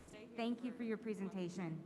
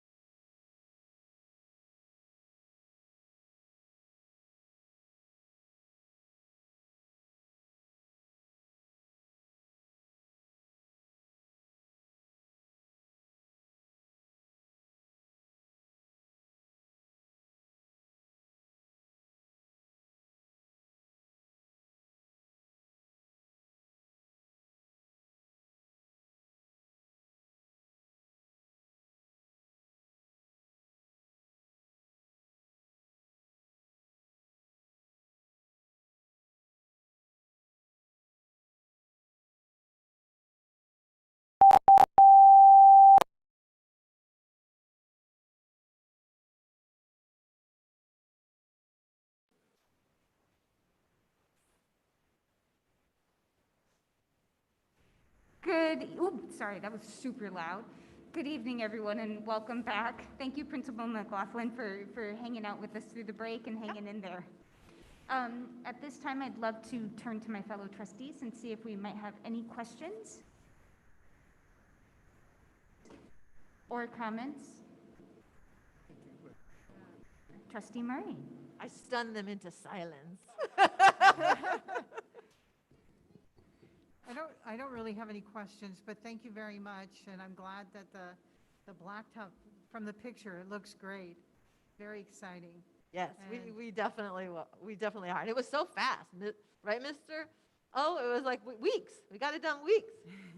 He got it done in weeks. I didn't do anything. And thank you for your presentation. Your community is wonderful. I always like going over there, so Thank you. Thank you. Vice President Richardson. Thank you, Principal McLaughlin. I can't tell you all the times that I just drive by. It must be a million by now, because that's my neighborhood.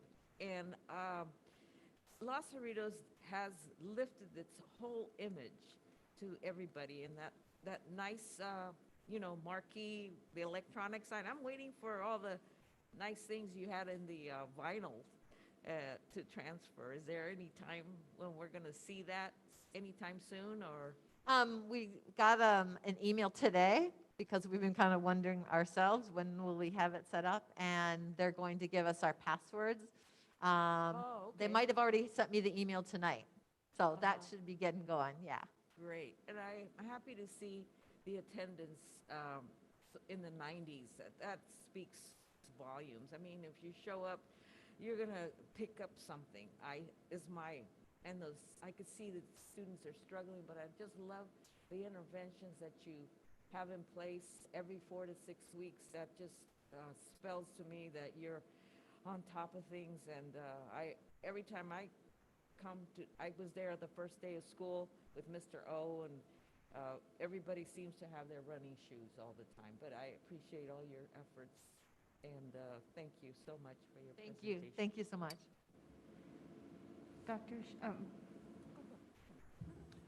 Thank you, Dr. McLaughlin, for the presentation. One sad thing about coming back in person is I don't get to see your caroling that you had last year with the kids at the end of the school year. That was great. Glad you liked the new blacktop. We were very happy to provide that. Can you answer a question for a non-teacher here and explain the difference between decoding and comprehension that you mentioned earlier? I didn't hear, sorry. Sorry, could you answer the difference between decoding and reading comprehension that you mentioned earlier? Right. So all words all words are eventually get to being words you just know. For example, if I show you the word sugar, you know that word forever. You're never going to go sugar. And what we have to do, the first part of having that word stabilize and known into our brains, is we have to play with words. And so we start with words that are totally decodable, such as can and cat, and was is not a decodable word, for example. Sit, kit, etc. So we're just trying to get words that we can decode, but then they get more complicated. Mississippi, is a longer.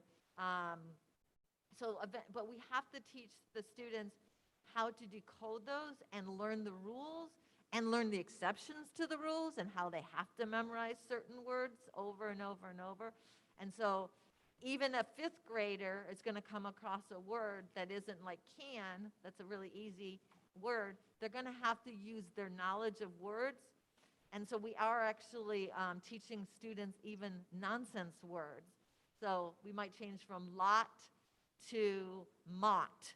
And they can say that, and they don't have to no, that's not a word, because we just want them to get into the decodable patterns so they can decode those longer words later. Great, thank you. Thank you also for the work in the socio-emotional classes. I think the board as a whole, and particularly myself and former trustee Flores, has really tried to get some attention on our students' mental health over the years. I guess my only other question is there anything we can do to help you guys in the math department? I mean, I really understood your reading approach. I just wondered, you know, as we come to the end of the year and start thinking about our next budget, what we can do for you in terms of math. Yeah, I think the IXL is helping us, but also the nice part about the IXL program that all of you approved of is that we can target where the students are. So I know exactly where students are in Miss Burns' class, in Miss Som's class, and I can say, oh, these students need help in rounding numbers. And so that's what we're doing. We're pulling these students for those quick little lessons. But then we do have some students, even in 5th grade, that don't have the number sense down. And so we're putting 3rd, 4th, and 5th graders in one class and learning how, look at the pattern of this 100 chart. We have to go backwards with a lot of this work right now. Thank you. Dr. Shea? Thank you, Principal. So let me decode your name, McLaughlin. Yeah. I just go by Miss Beth at school, though. It's a lot easier. Principal Beth. Yeah. Thank you. Appreciate your presentation. It's wonderful. Seeing all the pictures and then how people support, how kids, staff support each other. And I also appreciate how you are so brave and to put the English and math, ELA, show us how it's our students' progress in there. And as John said, that the math, we all know. So if there's anything that the district board can support, we definitely want to support our kids, especially the population that you are serving. And with all your demographics, that is very telling that they need more support from us. Yes, definitely. And so that's that. And then 2 questions. One is, did you also observe the English and also math? Are there any discrepancy? The overall here, we got it.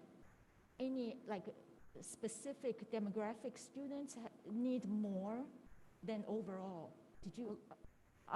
Our groups of Latinx students and English learners are the ones that are trailing the furthest behind, and our students with disability. So we definitely need to focus on them, and that's what we're hoping. That's what we're doing right now. And we also have the support of a great EL TOSA, and she is supporting our paraprofessionals who are NI and the students that are newcomers and who are also in the intervention classes. So we're very lucky to have her support.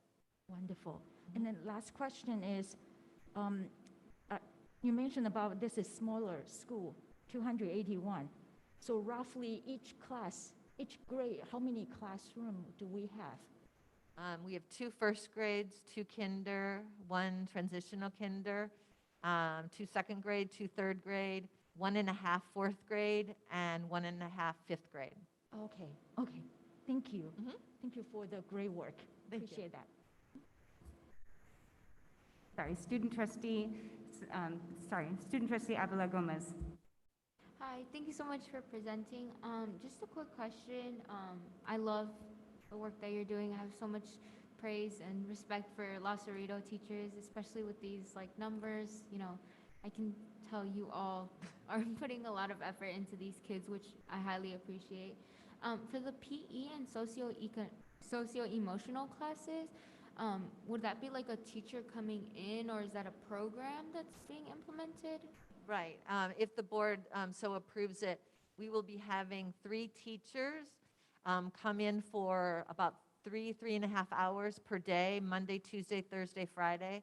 We're not doing it on Wednesday because that's our early release day. And we're starting with a little time for the kindergartens and TKs to have it before they have lunch. They stay and work with our students at lunchtime, which is great too, because sometimes at lunchtime, the teachers aren't out there. They can get a little bit wild there. But every grade level will have a special class. We're putting some of, combining classes. It's not just one class and one teacher, but it's going to be outside people. Thank you so much. I hope it gets approved. Thank you. And it gets implemented in the other schools as well. Okay. I just want to take an opportunity to thank you. Your focus on students, supporting the development of the whole child, taking an honest look at where students are at and making strategic plans with your teams on where we want them to be, and plans on how to get them there are evident throughout your presentation. Your passion for your students, your families, and your staff comes throughout your presentation and anytime you speak about Los Cerritos. So I just want to thank you for all of your hard work, and please extend our thanks to the staff and the families. Your new PTA president, I had an opportunity to meet him at the PTA council meeting, and he too shares your passion, and I imagine you were quite the dynamic duo. So thank you. Yeah, thank you. Okay, thank you. Happy Thanksgiving. Okay, I am going to propose that we pull an action item under the administration section, 1B. It is a resolution, and I realize there's someone here that will end up waiting quite some time for us to honestly read a resolution into a record. It's an important one. So if possible, I would love to invite Ms. Valerie Summer up. You don't have to say anything unless you want to. We just want to read the resolution into the record, and if you want to make some comments, you are more than welcome to. I do want to take this opportunity to thank you. You have held quite a few meetings and moved forward on this very quickly. It went from idea to us reading a resolution into the record in, for lack of a better term, record time. So thank you. I'm going to share my screen, hopefully, and not totally goof it up. While you do that, President Lujan, I also just want to extend a thank you to both Mr. Fang and Ms. Summers for working collaboratively to get the Citizens Advisory Committee up and running. And they literally produced all of the information before you this evening. And so I just want to say thank you for everything you guys did to make this come to fruition. And then I will turn it over to Trustee Murray.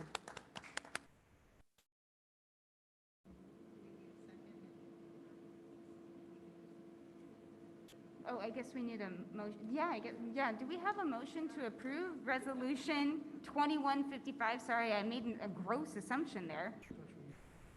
Do we read it first and then I get a first and a second? Okay, we'll read it into the record. So, Okay. Trustee Murray, when you're ready. Okay. Resolution 21-55, renaming the Community Learning Center in honor of Jean Mullen. Whereas the City of South San Francisco, via public feedback, submitted to request to rename the South San Francisco Public Libraries, SSFPL, Community Learning Center, CLC, in honor of Eugene Jean R. Mullen. And whereas the CLC, located at 520 Tamarack Lane on the Spruce Elementary School campus, opened on March 20th, 2001. After 3 community planning meetings and input from the city, school district, community, local CBOs, and students that showed strong support for the city district partnership and focus on student and family support. And whereas Mr. Mullen was a social studies teacher at South San Francisco High School for 32 years. And whereas Mr. Mullen served as a South San Francisco City Council member from 1995 to 2002, and as mayor in 1998 and 2002. And whereas Mr. Mullen represented South San Francisco in the California State Assembly's 19th District from 2002 to 2008, bringing with him his strong support and advocacy for public education. And whereas Mr. Mullen's lifelong interest in local history, civic engagement, and community involvement was exemplified by co-organizing the city district's youth government program, preparing and maintaining archival records of city and school district history, partnering with the Historical Society of South San Francisco on history initiatives and walking tours, and receiving numerous awards and acknowledgments for his educational, community, and legislative work. And whereas Mr. Mullins served on the boards of community and education-based nonprofits, including the South San Francisco Public Library Foundation, Ability Path, and the San Mateo County Historical Association. And whereas the renaming of the CLC in honor of Gene Mullen was first presented to the city's naming committee ad hoc on May 10th, 2021, followed by a presentation at the June 9th, 2021 meeting of the City District Liaison Committee, which directed staff to make a presentation to the school board. And whereas a presentation to the school board was held on July 15th, 2021, at which time the board modified their school naming facilities policy to allow for less than a one-year wait after the passing of a prospective honoree. And whereas city and district staff followed the guidelines set forth in Board Policy 7310 by co-hosting a meeting of a Citizens Advisory Committee appointed to review and consider the renaming of the CLC in honor of Gene Mullen. And whereas the agenda packet was shared with community members by posting on the city and South San Francisco Unified School District websites, as well as on the SSF Public Library, public notice, display, and distributed via school district, city, and South San Francisco Public Library electronic communication channels, and whereas the Citizens Advisory Committee met via Zoom on October 20th, 2021, and after receiving positive input from community members in attendance, added their own support via testimonials. The committee subsequently agreed to forward a recommendation to rename the CLC in honor of Gene Mullen to the school board for their review and adoption of a resolution.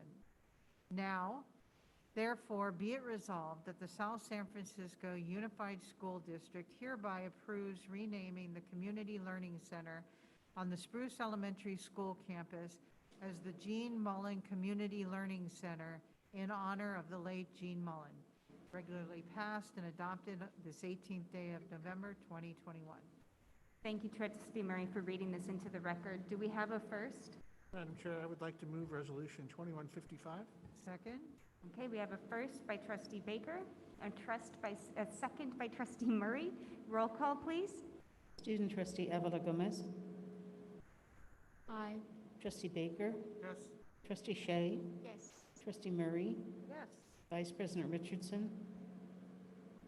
Aye. President Lujan. Yes, motion carries. So, Ms. Sumner or Mr. Fang, if you would like to share anything, you're more than welcome to, but please do not feel pressured to do so. Thank you very much. I'm Valerie Summer, Library Director, City of South San Francisco, and good evening, President Lujan, Vice President Richardson, trustees, Superintendent Moore, and Cabinet. I'm so pleased to be here, and I really want to thank school district staff for their assistance throughout this process, and especially the assistance and guidance from Superintendent Moore. I'm really pleased to be at this juncture. I have a few more things that I have to do, but I will keep you in the loop when this item goes to City Council, and then when we identify a spot and a signage, and then do a grand opening. I know that Assembly Member Speaker Pro Tem Kevin Mullen is very excited and appreciative of this honor as well. And we all miss Gene. He was a great support within the schools for his students, for the library, for the city. And I really am so proud of this legacy going on a joint school district city facility that does so much for the students in the district. So thank you again, and I want to thank Mr. Fang as well, all his assistance and work and support on this project. Good evening, esteemed trustees, honorable cabinet members. I want to echo Ms. Summers' comments. It was a pleasure to work with her and collaborate on a project that will benefit both the city and the school district. I believe it's a fitting commemoration of the efforts and the history and the achievements of Mr. Gene Mullen. Although I did not know him personally, obviously, I have come to know of him and very much appreciated learning about the history of South San Francisco High School in addition to Mr. Mullen's past achievements. And thank you very much. Really cool. Trustee Baker, I think, wanted to share something really quickly. Oh, I just want to thank my fellow trustees for voting on this. It's hard to go out and talk to alumni of South San Francisco, up through like probably the class of 2000 or so, without hearing how Mr. Mullen was such a pivotal figure in their education at South City. He was a real fixture there. He helped me when I was on the board really understand the connections between the history of our district and the current. And just on a personal note, Gene is kind of indirectly responsible for why I'm here. Many years ago, I was new in town, wanted to do something for the community, and I applied for the library board. And I did not actually get appointed. There was an incumbent trustee who was appointed for that position. But a few days later, I got a letter in the snail mail from Gene Mullen saying, we really appreciate you coming out. You didn't get this time, but I think you have a lot to offer to the community.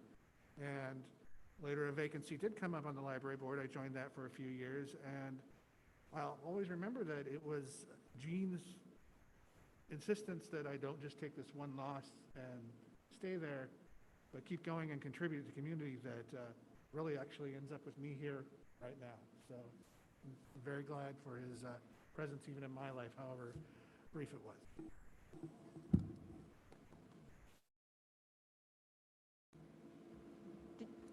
Do we have more comments? We've said this before, but I think it's very fitting. Gene was not only a part of our school district, but he was an important part of our city. And so it's not only like alumni, it's like anywhere you go, anybody you talk to, they either have a Gene story or they know a Gene story. So I think that it's a wonderful tribute, and I'm proud of our board for passing it.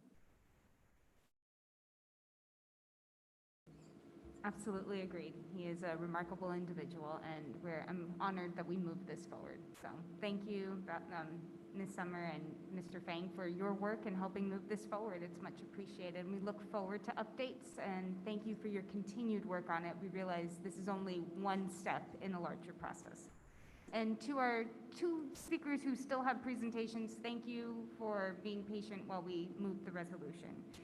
So I guess we'll get back to our regularly scheduled agenda, which brings us to business services, the 2021 general obligation bond refunding. Makiko Sato from ISOM Advisors will present information on the district's 2021 general obligation bond refunding opportunity.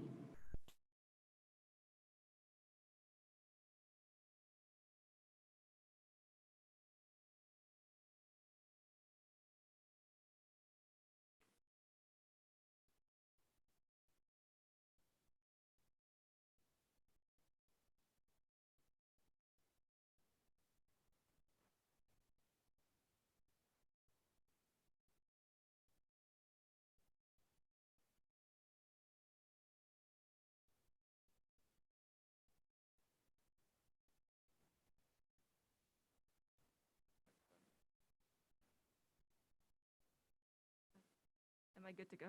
All right, thank you. Board President Lujan, members of the board. Okay, all right. Board President Lujan, board members, Dr. Moore, cabinet, and members of the South San Francisco community. Thank you very much for this opportunity to make this presentation, and I'll try to stay as close to the mic as possible. I am here to talk about a refunding opportunity in a connection with your bond program.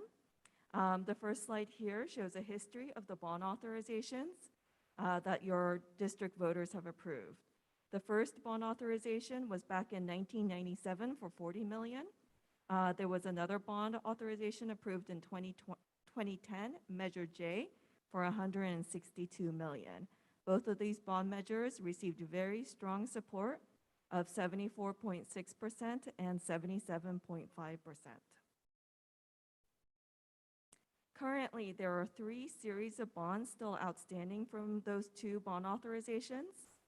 The first one was issued in 2006, and that is in connection with the 1997 authorization. That one only has about $8.5 million still outstanding, and the final maturity of that is in 2023. So that will be completely repaid in 2 years. The other 2 bonds, the 2015 Series B bonds and the 2016 Series C bonds, are both in connection with Measure J, and the outstanding amounts are listed there. We are currently in a very low interest rate environment, so we were looking at opportunities to refund or refinance some of the district's outstanding bonds for taxpayer savings. Currently, the 2016 or 2015 Series B bonds is generating approximately $2.5 million in savings for taxpayers over time. And when you look at the table there, it's the darker bars in the table that are the most relevant. So the gross savings, the savings over time, the present value savings, or if we take those future savings and present value to the current date. And then the present value savings as a percentage of par is around 8.5%. And I generally recommend to move forward with refundings when that PV savings level is about 6%. I also want to mention that the refunding savings are going to be dependent on the interest rate environment when we price the bonds. So this is the estimate based on the market as of October 22nd. While the interest rate environment is very low, it is a little volatile, so we're keeping an eye on the refunding savings and coordinating with Mr. O on that. So tonight, the district board will be asked to consider a resolution authorizing the sale of the refunding bonds. There are a number of parameters that are set in the resolution, 4 of which are highlighted here. The not to exceed par amount is $98 million. If you recall from the prior page, the refunding analysis currently shows a refunding of about $20 to $25 million. We are asking the board to approve $98 million and not to exceed, because if the interest rates move in our favor, it is possible that the 2016 Series C bonds may also qualify. They currently do not, but we want to make sure to build in that flexibility that if interest rates move in our favor, that we'll be able to include that. The maximum term will be the final maturity of the prior bonds, so this isn't extending the repayment term at all. The not to exceed underwriter's discount is $4 per bond, and the present value savings threshold, as I mentioned earlier, is at 6% per series of bonds. So we don't want to do a refunding, that combines to get us to 6%. We want to make sure that each series meets that target individually. In terms of the resolution, there are a number of attachments, some of them quite long, so I did want to highlight some of them here. The most important one is probably the preliminary official statement. That is the offering document, which will get sent out to investors to serve as the primary disclosure document. Continuing disclosure certificate, that is usually as an appendix to the POS, and it is a requirement that the district provide investors with annual updates about the financial status of the district moving forward. The bond purchase agreement is the agreement that the district will enter into at pricing, to set the borrowing rates on the bonds. And the escrow agent agreement, once we issue the bonds and the district receives bond proceeds, the bond proceeds will be placed in an escrow, and that agreement goes over what the escrow agent needs to do. So in terms of the financing timeline, we are asking for board approval tonight. With the board's approval, we would move forward with the rating process to get the bond rating updated. Once we get the rating in hand, we will move forward with the pricing process in early January. And the pricing is when the savings will be locked in, and closing is when the bonds will actually be issued. And that is all for the presentation. Thank you very much for the presentation. Do we have any questions from any of the trustees? Vice President Richardson? Thank you, President Lujan. I noticed that these numbers, sorry. I noticed that these numbers on page 9, geez, these thank yous falling, fluctuate from 2006 and you arrived at an average of 5.33. Why do the rates fluctuate? So this is actually in the appendix, and this is the assessed value of the district. So that's the tax base value. And so depending on how many homes sell and the inflation rate, these are set by the county assessor according to Prop 13.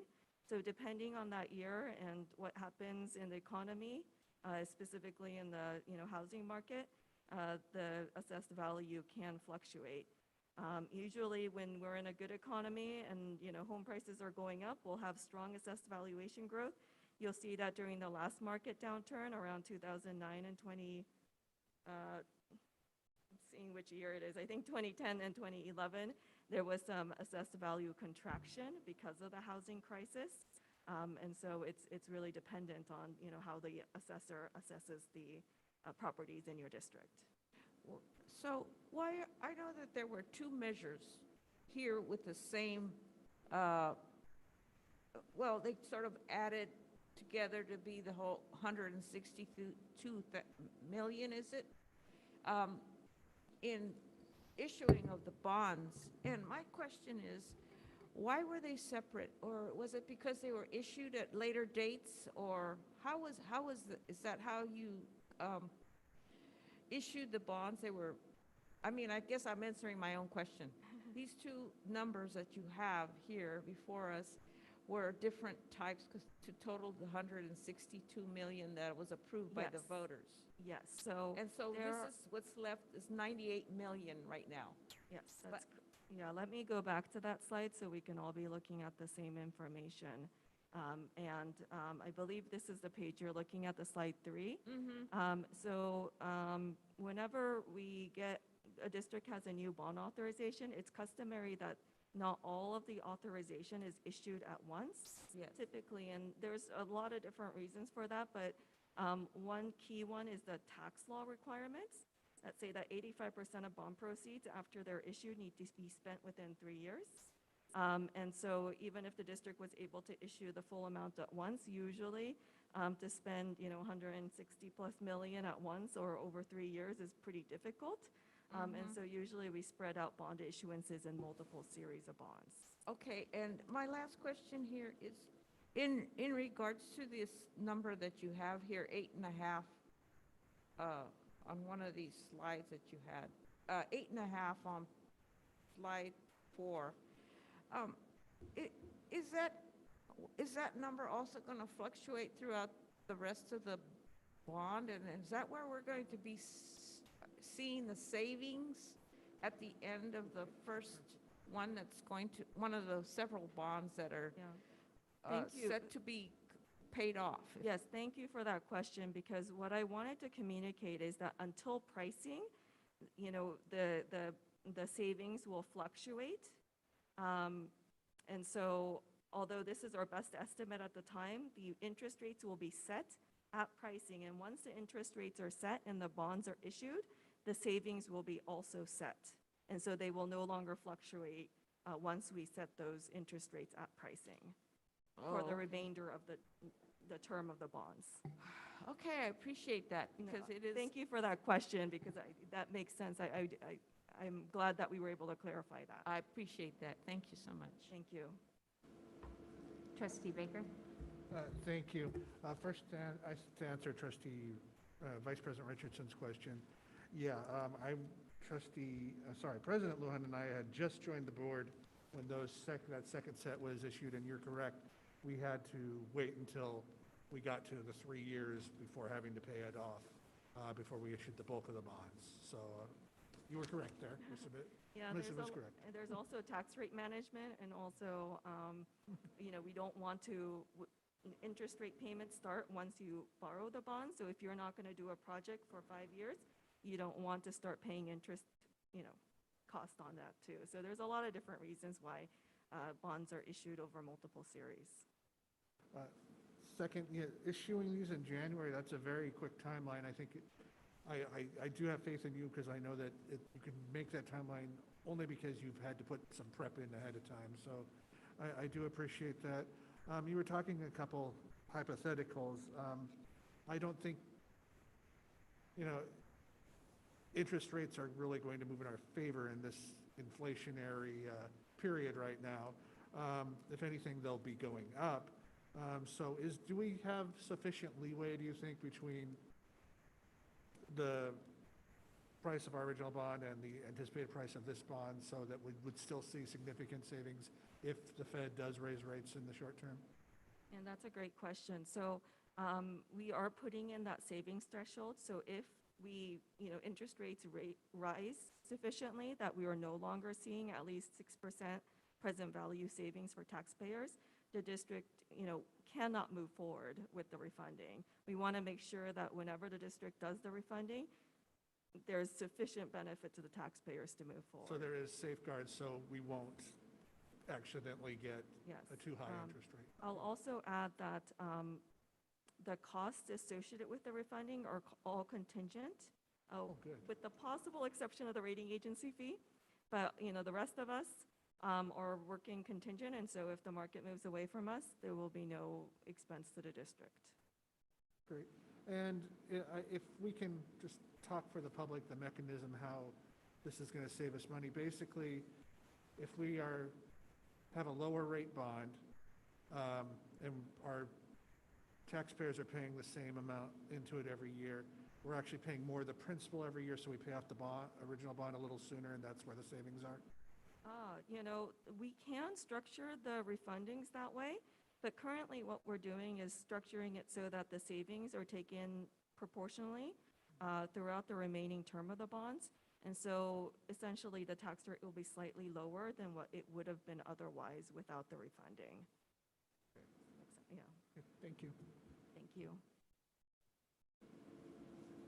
Are there any other questions? Okay, thank you so much for the presentation. You clearly are very gifted and very knowledgeable in this area, and I just want to thank you for presenting it in a way that made it easy to understand and being patient and thoughtful with all of your answers, and so thank you. Thank you very much, and thank you for the great questions.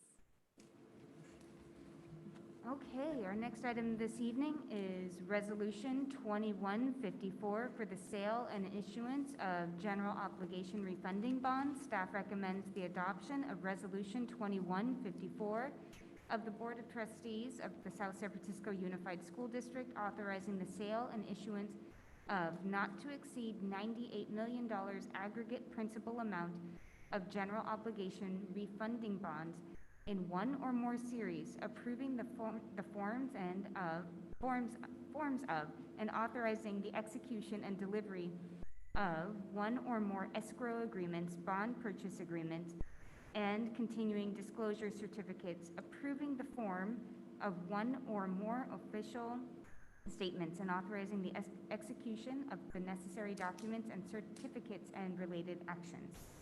Do we have a motion? So moved. I move. Do we, so I have a first by Trustee Murray and a second by Dr. Shea. Do we want to potentially waive the reading? It's multiple pages. I think she should read it. Let's waive it. Okay, so I have a first and a second with the recommendation to waive the reading. Roll call, please. Student trustee Avila Gomez, Aye. trustee Baker, Yes. trustee Shea, Yes. trustee Murray, Yes? Vice President Richardson, Yes. President Lujan. Yes. Motion carries. Thank you. Okay, consent agenda. The following items are submitted for board approval. One motion will authorize action for those items so designated. Yes, we are at consent. Do you have an item you'd like to pull? I move. Second? Did you want something pulled, or? What you passed consent, it's got this way. This is consent, all of these items. And it doesn't look like you marked anything.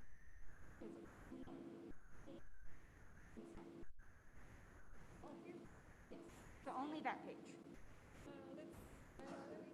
It doesn't look like it because the consent doesn't continue on the next page. While we have a second, I wanted to thank all the parents who made donations to Westboro Middle School, Kelly Moore Paints, and Home Depot to El Camino High School.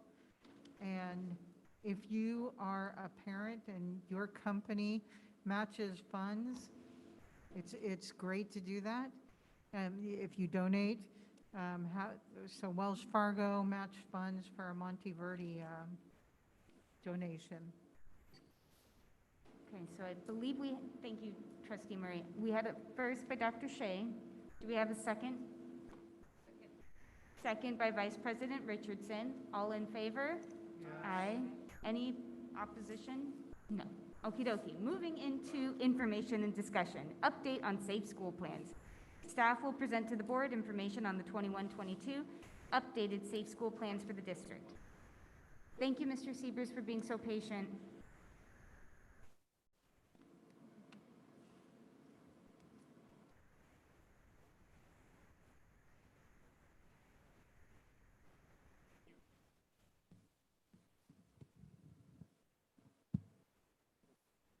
Okay, good evening. Happy to be your cleanup hitter for the evening. So good evening to President Lujan and our trustees, Dr. Moore and our cabinet, and for our community. I've already preemptively cleared the room for you here, so unfortunately our online community receives my greetings. Okay, well, I've got what will hopefully be a concise and brief, in my terms, presentation for you. This will not require me invoking my rollover minutes or anything, so we'll be able to get right to this. Okay, so when we think of the word safety nowadays, it has a lot of meaning for a lot of different people, namely with COVID topics and the things that are associated with the pandemic.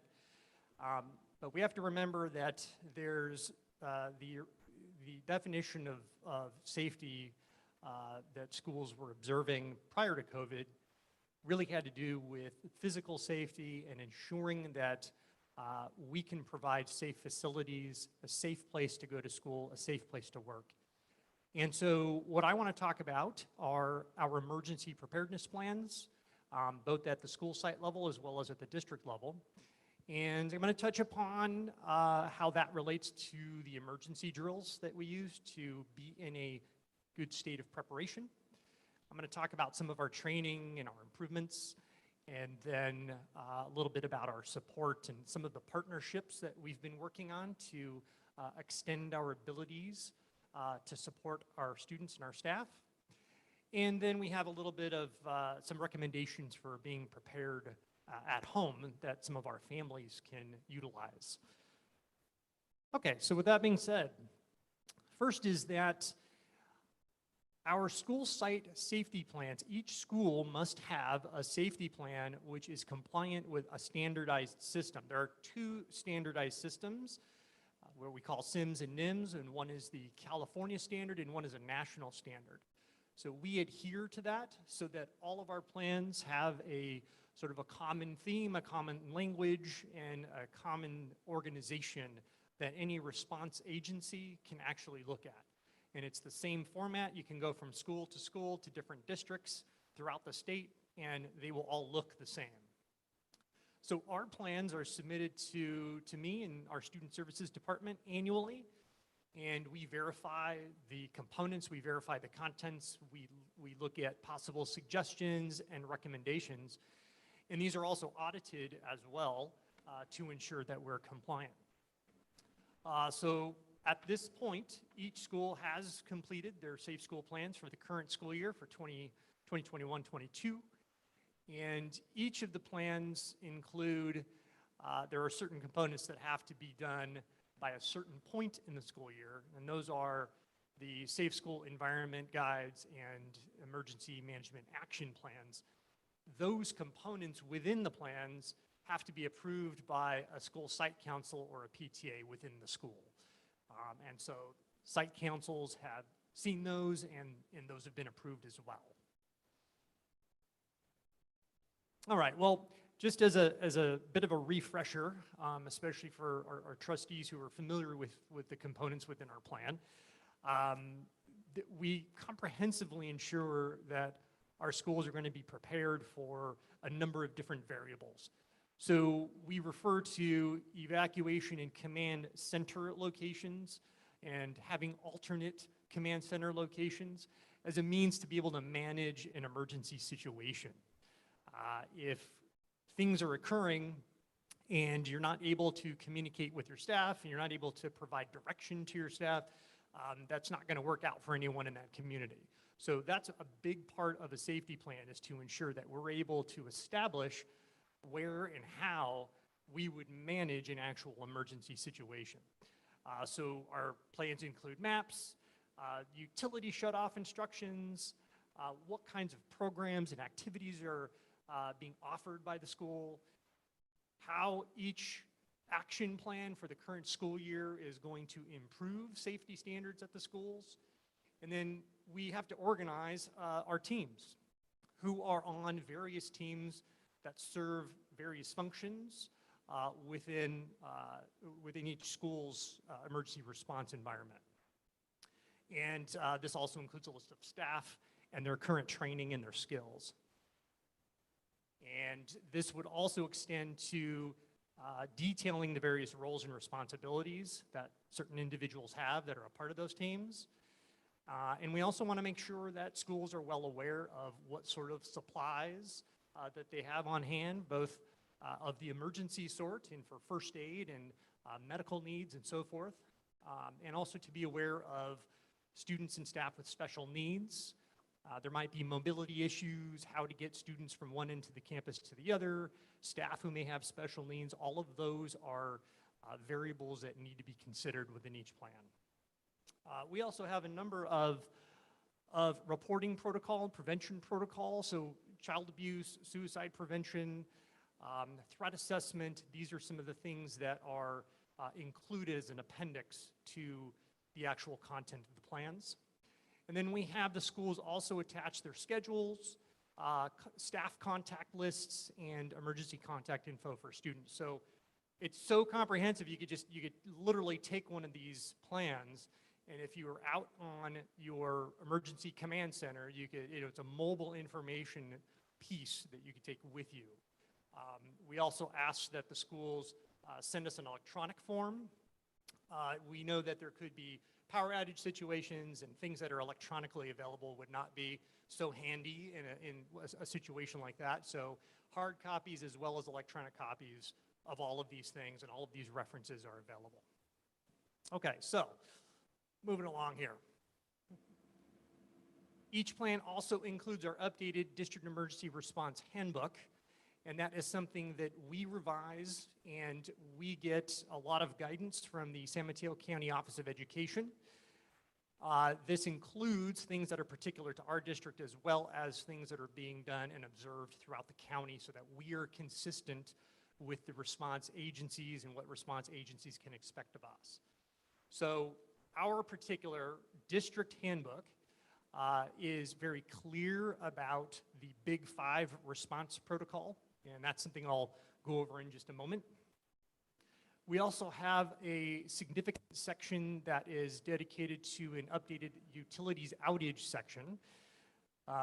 Again, each school year is going to present its own challenges, and in past school years, I'm sure you can recall that we had a number of PG&E related issues.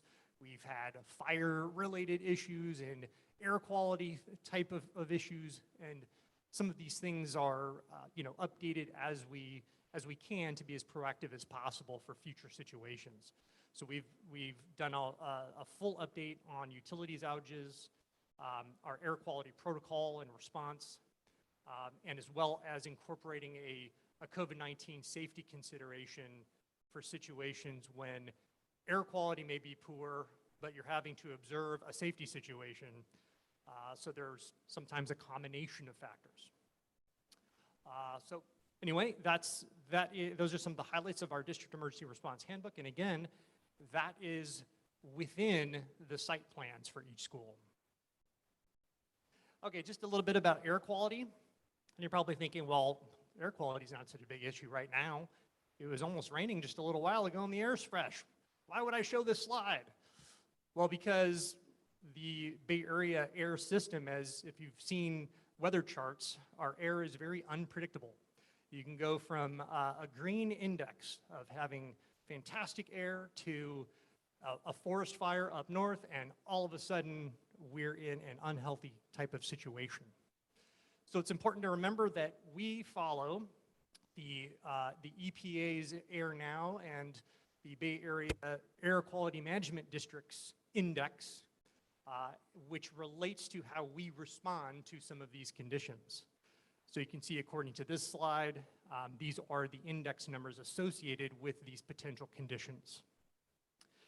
But I would say the most significant types of situations are those which cause us to have to take action and to provide a response for students, especially students and staff who may have a sensitive condition, a respiratory condition. There is an index that allows us to change some of the activities that may be going on outdoors and to keep an eye on students and staff with special needs. When we reach an unhealthy level, we have a full limited outdoor activity protocol. That's something that we've developed and we've refined. And so that is something that is included within our plans as well. Ways that we've improved how we can respond to keep everybody safe. All right, let's keep going. We may have some very serious situations. There was a year, you probably recall, where we had a multiple day pollution issue, and that is where we actually trotted into the 201 to 300 category of very unhealthy. So we have been in that situation before. We haven't gotten to the point where we've had a hazardous situation where an official emergency is declared, but it is important to know that we are prepared for it, and we would be able to act if that was the case. Okay, now this slide didn't come out so great on this screen, but in your copies, you will see an example of the content of the District Emergency Response Handbook, and I just wanted to be able to show you sort of the breadth of what we cover and some of the specificity beyond just the big five that we provide. Okay, so just as a quick refresher of the big five, we are talking about drop, cover, and hold, which is the earthquake procedure, evacuation, which is mainly for fire-related situations, but can be for hazardous materials within a facility. Lockdown barricade, which oftentimes is also called a security alert. We have secure campus and we have shelter in place. And so these are the states of emergency that throughout the county, every emergency response agency knows. They are familiar with what state we are in, and they can also recommend that we enter into one of these states. So we're able to communicate this with our staff, with our administrators. We're able to ensure that we can react appropriately and quickly. What I do want to mention out of all of those is a distinction between lockdown, barricade, and secure campus. Those are events that you would most likely see as something that could be, for example, reported in the news, or something that could come to your attention because it is the most visible type of issue. So a lockdown barricade is clearly for an immediate type of situation where we need to make sure that we can quickly lock doors, get students and staff into secure areas to prevent a potential intruder or some source of danger from entering into our campus. So this is probably one of the most critical types of drills that we do, and I'm going to touch on emergency drills in just a little bit. But I just wanted to make sure that there's an understanding that this is very different than secure campus, which we sometimes go into, which is when there is potential threat of harm within the community that has the potential of going onto a campus, but it is not really considered an actual direct danger. So the best example, and I always reach for this example, I'm gonna need new examples, but it's a true one, which is sometimes off a Sign Hill, you get a coyote that'll come wandering onto the field of a campus or running through a campus. That is something where we would have doors closed, instruction would continue as normal, but we would not have students hiding or barricading, for something of that nature. So that's to be able to switch between a secure campus and into a lockdown is also a skill that needs to be learned through emergency response drills. Okay. So speaking of drills, we do each type of our big 5 states of readiness are covered within the types of drills that we do. The first 2, earthquake and fire, are required by the state of California.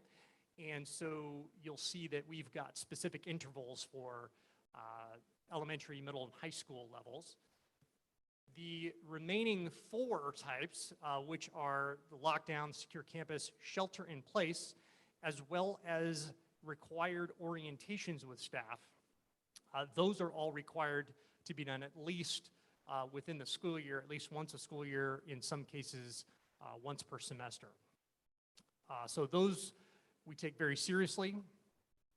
And a couple of notes about that. Drills are required to be submitted to me each year. At the end of each school year, we collect 2 documents. We collect what drills were actually implemented, the dates and times, and we also collect a proposed set of drills as to when the site leaders believe they will have their actual drills. And so as those change over the course of the school year, we keep track of those calendars and ensure that they're being done. We also require them to keep a drill log. We want our administrators to be learning and reflecting from their experiences as they implement a drill. Are there strengths? Are there weaknesses? What are some points that can be done so that we can improve? And so that is something that is also submitted to me along with the drill schedules. So over the course of the year, we see that some schools are working on different points of emphasis. Each school may have a different point of emphasis that they want to accomplish for the current school year. Some of those would be, for example, on the high school campuses, some of the larger scale evacuations, how to work with obstacles, what happens if you're trying to do an evacuation and you have a power outage, how to do parent-child reunification. That is one of the most challenging factors in a proper emergency response. Making sure that children are actually going home with the correct authorized adult, and how to make that process occur so that both students and parents can be reassured that they're united with their children as quickly as possible. We also are always under the endeavor of quick, reliable lockdowns and being able to do those with muscle memory. And so those I would say would be the absolute most important drills. Still even now, even though you don't hear a lot in the news, when an issue comes up, usually that casts something into the limelight, and all of a sudden everybody takes it seriously. Well, we don't want to wait for things to occur in the news to propel us forward to be better. We have to continuously ensure that we're practicing. Okay, so with drills in place, we still want to supplement with various other services. So what are some of the other things that we're doing? Well, we have an ongoing broadcast system test that we do. We're doing those once per semesters. That's when you get the phone call or the text or the email. We send them out in those 3 methods to ensure that at least we can get a very broad coverage of any type of emergency situation out to our community. We are constantly working with our communications processes and looking at ways to create redundancy in our communications networks. We use a voice over internet protocol, a VoIP phone system, which is only as good as electricity is on. And after that, we want to make sure that we have other systems such as radios, walkie-talkies. We have additional Sprint emergency phones that we use, as well as being able to efficiently communicate with principals and staff using some analog solutions as well. So we do have those in place. We've got a new partnership with Viahart since your approval of the Supervisor Dave Pine project to get our AEDs into our schools, and that requires maintenance, monitoring of the devices, and training. We are also working closely with San Mateo County, the Coalition for Safe Schools and Communities, of which Superintendent Nancy McGee is a big proponent, and her staff to stay up to date on threat assessment, suicide prevention, child abuse prevention, sexual exploitation prevention, and many other items that are part of safety.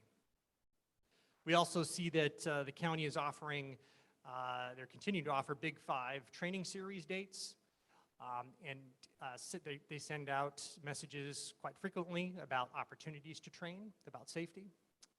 And then, of course, we have our pandemic recovery framework from the county that is updated regularly, and that's something that we continue to follow. All right.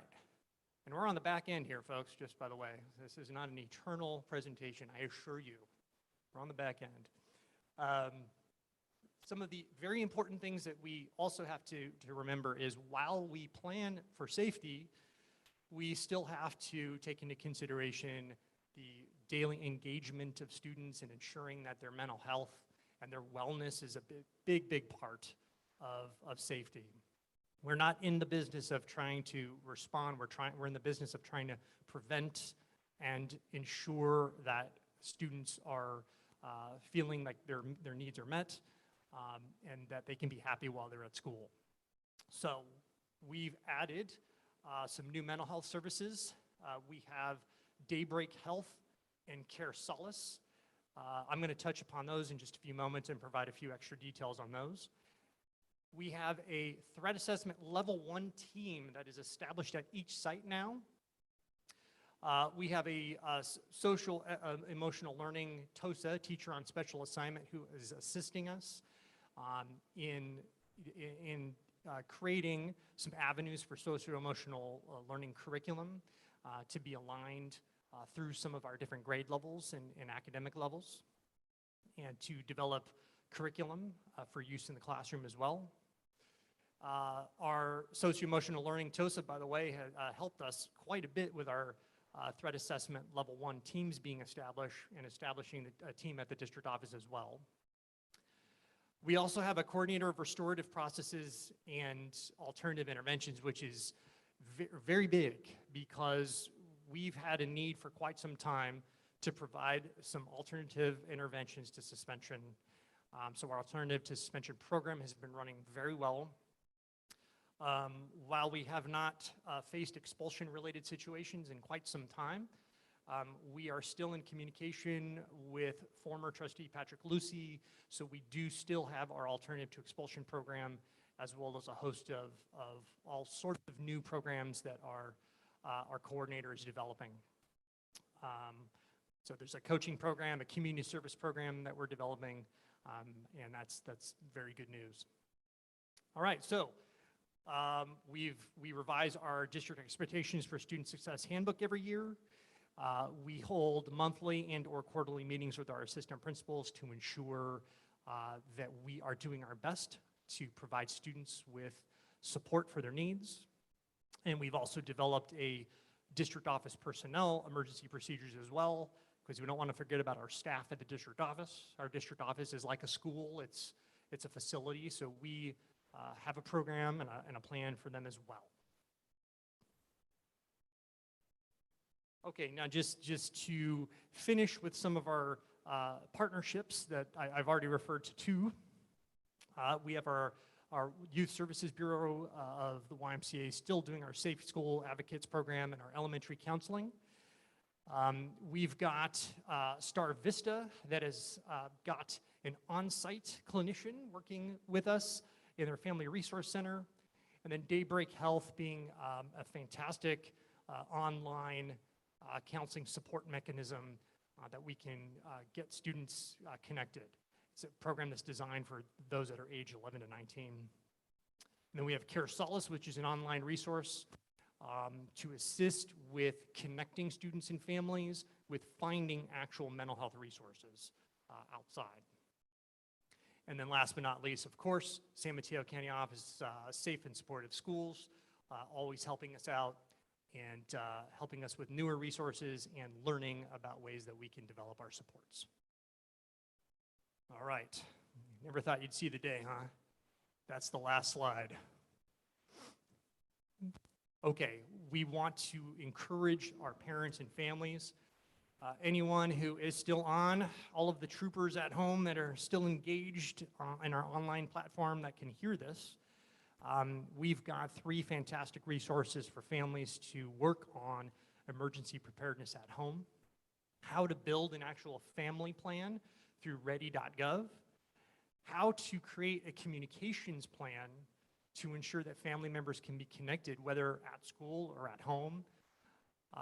And there are some really good recommended steps and some templates for doing that. And then, of course, we have some additional COVID-19 prevention recommendations that are part of a household list from the CDC. And that brings us to the end. That is a wrap. And I'm hoping that gives you a very comprehensive look at what we consider to be the world of safety as a multi-dimensional planning process, prevention process, and support mechanism. All right, thank you.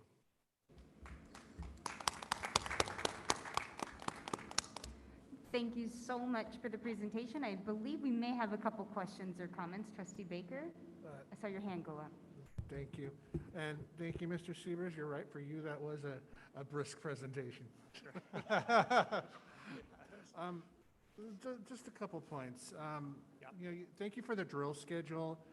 I'm going to mention something that we've heard before when we've had this presentation, and I've heard occasionally from students and in the greater literature, a barricade drill each semester. For a lot of our students, that can be a stressor. One, are we doing anything to alleviate that stress? Or 2, have we considered maybe, I do understand the important reason why we may need to have drills, but have we considered maybe having them as staff-only drills during teacher in-service days or something like that? Yeah, that's certainly within the realm of possibility. I think at this point, each school has a different level that they've achieved over multiple years of preparation. So each site administrator determines what's going to be in the best interest of that community. I think you make some good points. I think it's a very sensitive issue to do something that could be emotionally traumatic, and we certainly don't want something to be emotionally traumatic, but at the same time, studies have shown that in drills that involve some degree, and I'm not talking about realism as in bringing in, someone firing blanks or something, but some degree of, hey, we need to do this rapidly. Hey, if we have a situation, we are not going to have the time or the luxury to, maybe let this unfold over 5 or 10 minutes. We need to do things quickly, we need to do them rapidly, and we need to remember that there's a process. So I think there's sort of a context in which that one of these drills can be done without necessarily introducing stress, but at the same time, giving some degree of the type of readiness that really is required. Because if a situation really does occur, you have to be ready, because that's lives that are on the line, and we just simply do not have the luxury to say, well, we're gonna take it easy, we're gonna let this unfold over a period of a year or two. So somewhere in between a realistic simulation and sort of a very slow and easy learning process, there's a point in between that is the best medium. Yeah. I don't know if I even remotely answered your question. I hope I did. You did. I mean, I think a lot of it, it's important to me that the administration knows that that concern is out there and Absolutely. it needs to be considered. I was happy to, in other news, I was happy to see the information about the air quality. If I recall during the major event you were talking about, I think it was 2018, there was some discussion about whether we should have a process in for closure. And I'm glad to see, there is some information giving our superintendents a little bit of discretion there. And it's another one that's kind of hard to find a balancing act, because in some cases, our classrooms, especially the newer ones, might have better HVAC and window sealing than the students have at home. But in some others, and I'm thinking like Mr. Yano's bungalow that are older, and they might actually be better at home. So, I mean, maybe it's something we need to decide on, give our individual campuses some discretion, and even air events can be localized. I think we're just past a year of the big Sign Hill fire. And while we didn't have students on there, but it would have, the air quality up at Parkway and Spruce was really bad, but it was fine in the rest of the town. So maybe we need to consider on a campus by campus basis, based on the facilities we have there. Absolutely, I completely agree. And actually, that's how we have it. So we instructed our site administrators to utilize, now let me back up and just say, within our small geographical community, we have these little microclimates that establish themselves based on the proximity to Sign Hill, or being close to Westboro up at higher altitudes. And each school may experience a different degree of air pollution given a certain event. So I don't know if you remember a Sign Hill fire, for example, that occurred within the past year. A couple of our schools that were closer to that just needed to react to that right away and go into one of our prevention measures. So we instructed them, yes, absolutely. If you see that the air quality is substantially reduced, you're not waiting for a district instruction. The instructions are there to be able to follow the proper protocol, but to get them done and get them in, get that initiated, it's important that they do that individually as site. So I completely agree. Also regarding facilities, yes, there is certainly a wide variety of what kind of air quality conditions you may have, especially in aging structures. The guidelines that we now have that say, okay, look, when we're trying to observe certain situations with COVID safety, but at the same time, there might be an actual safety issue that's occurring externally. There are recommendations now as to what can be done or what should be done, at least in a priority order. So that is definitely in the district emergency response plan. Sure. Yeah. And my last question, you talked a little about the Sprint emergency phones when the VoIP phones go down.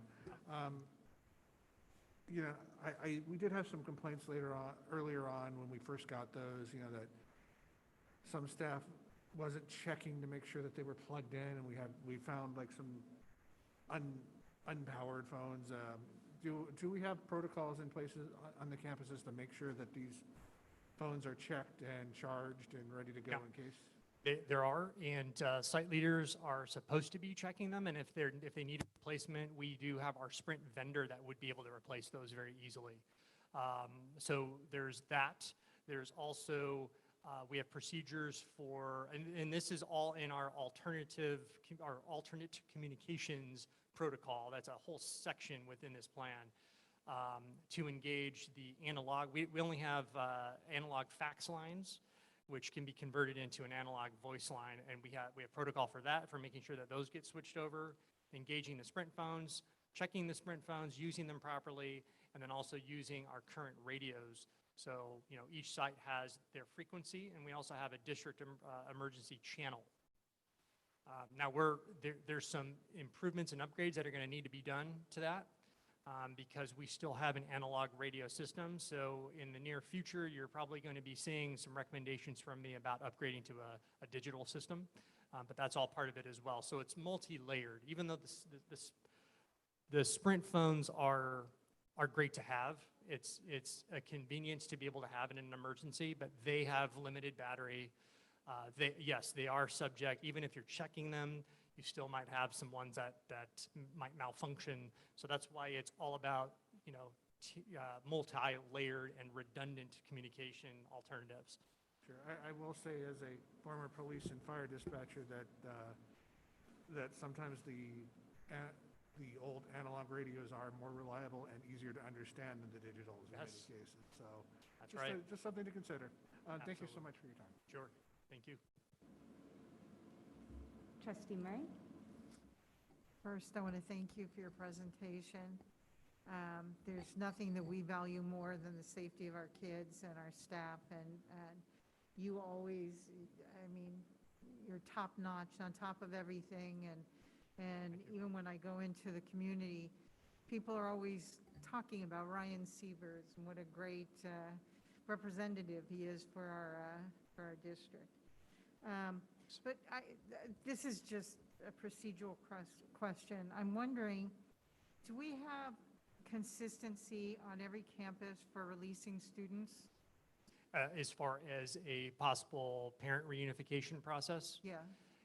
It's, you know, where a school may be at in where they are at in their preparation is going to vary. The procedures are similar, but they are scaled. So we have a framework that we work with, and then each site takes that and they customize it for their school.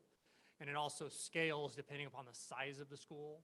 So yes, they follow the same basic kind of structure for how that should be done, but the way they scale it and how they actually implement it is going to be unique from school to school. So have we moved on from somebody has to bring out the emergency cards and that's how you reunite the parents with the car, I mean, with the child, student? Yeah, that's why the safe school plans have to have the comprehensive listing of the actual student rosters with contact information. So that appendix is something you still have to carry. I mean, we've switched to the online registration, as you know, at the high school level. Right. And as we look towards, you know, online registration for the remaining grade levels, that's, you no longer have the blue and green emergency cards sitting in the binders in the offices.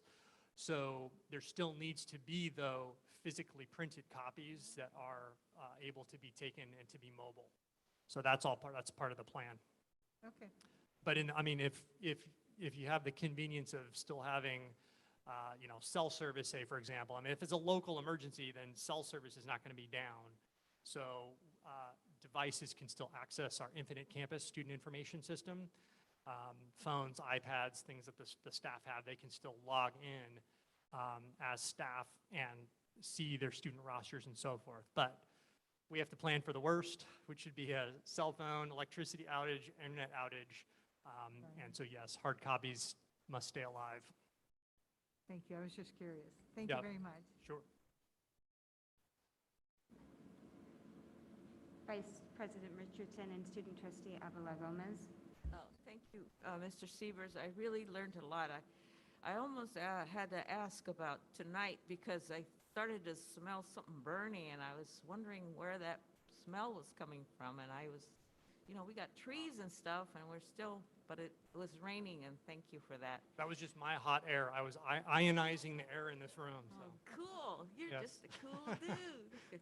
Anyway, there were some times when I thought about what our procedures were when we had a student, a parent, a couple times we had students, parents with suicide situations in their home while they were at school. Yes. And I wondered, I asked Dr. Moore, and she said there's a response team. What is this response team? Who does it comprise of? Well,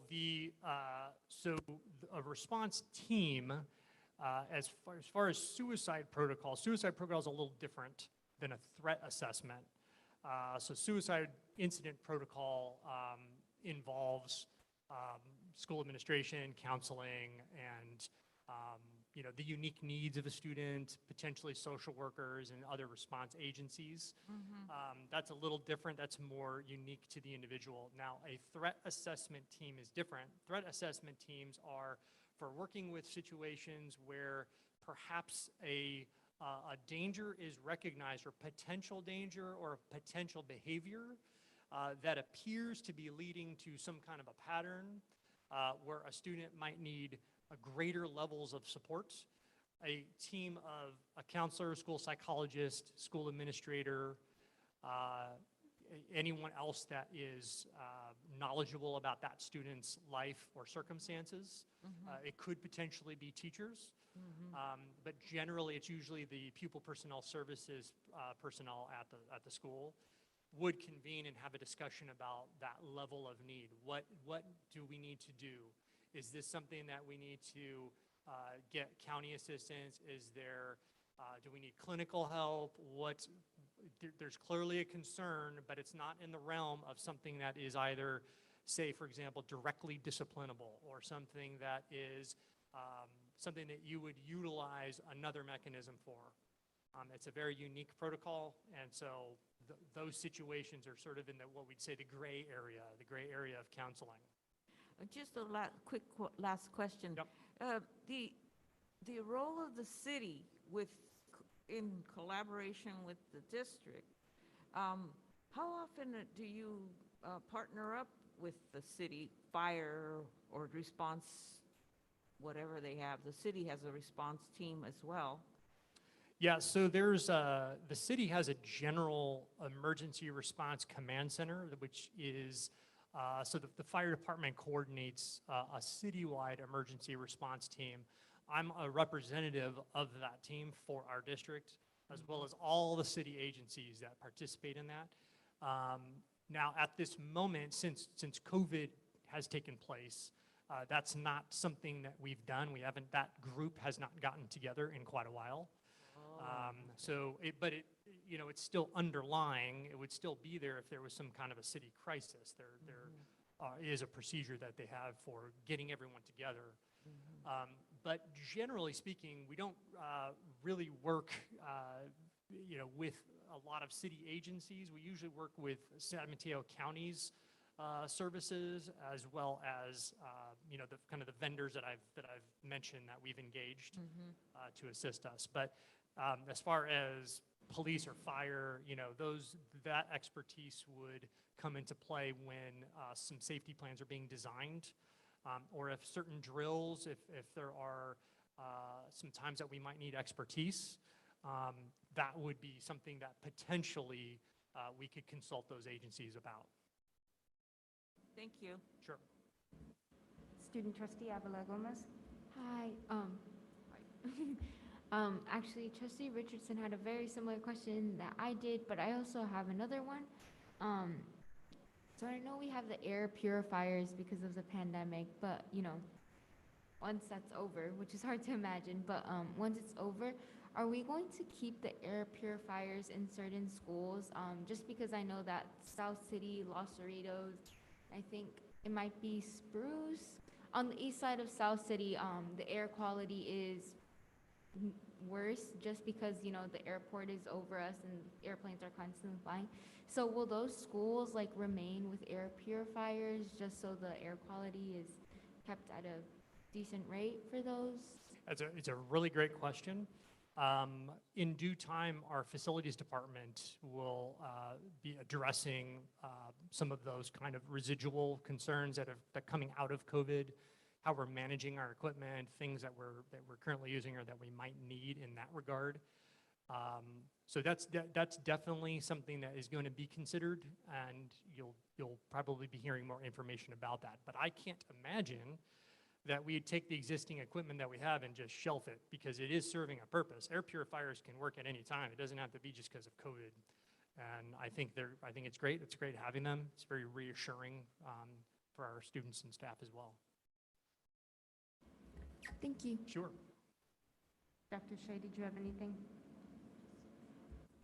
Thank you so much. This is so comprehensive. Sure. And then how you update your plane, not your plane, the planes Yes. annually, that's amazing. A lot of, it's so much work. And thank you for helping us to be safe. Sure. And then one of the comment I have is, it is so nice to see all the list of the Daybreak Health Care, Yes. Solas, all those. So I'm wondering down the road, will we be able to see how students and staff are utilizing those great services down the road? Not now, I'm just wondering. Sure, yeah. Well, there's data collection mechanisms within each of these services. So yes, well, that's something that we're going to be looking at for feasibility and determining whether or not these partnerships are effective and if we should continue on. Yes. Wonderful, thank you. Yeah, absolutely.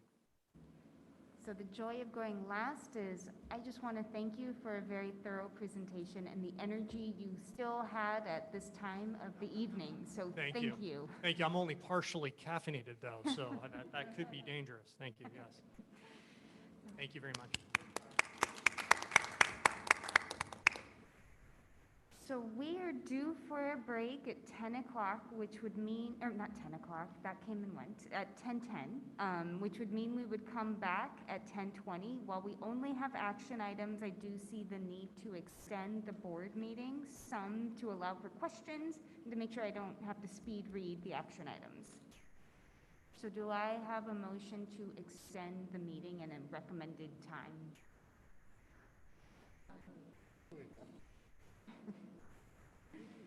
Yeah, I'm guessing I probably move. 10:40. 10:40? 10:40? I'm going to say, let's say 10:50, just to make sure. Okay. Hopefully we won't go that long. Yeah, I say 11. So 11, all right. I'm getting motions for 11. Can we get a motion? So I'm guessing, do we have a motion to extend the meeting to 11? So moved. Okay. First by trustee Murray, do we have a second? Second by Dr. Shea, all in favor? Aye. Any opposed? No, nope, okay. Well, it's time for a break. I'll see you all at 10:20.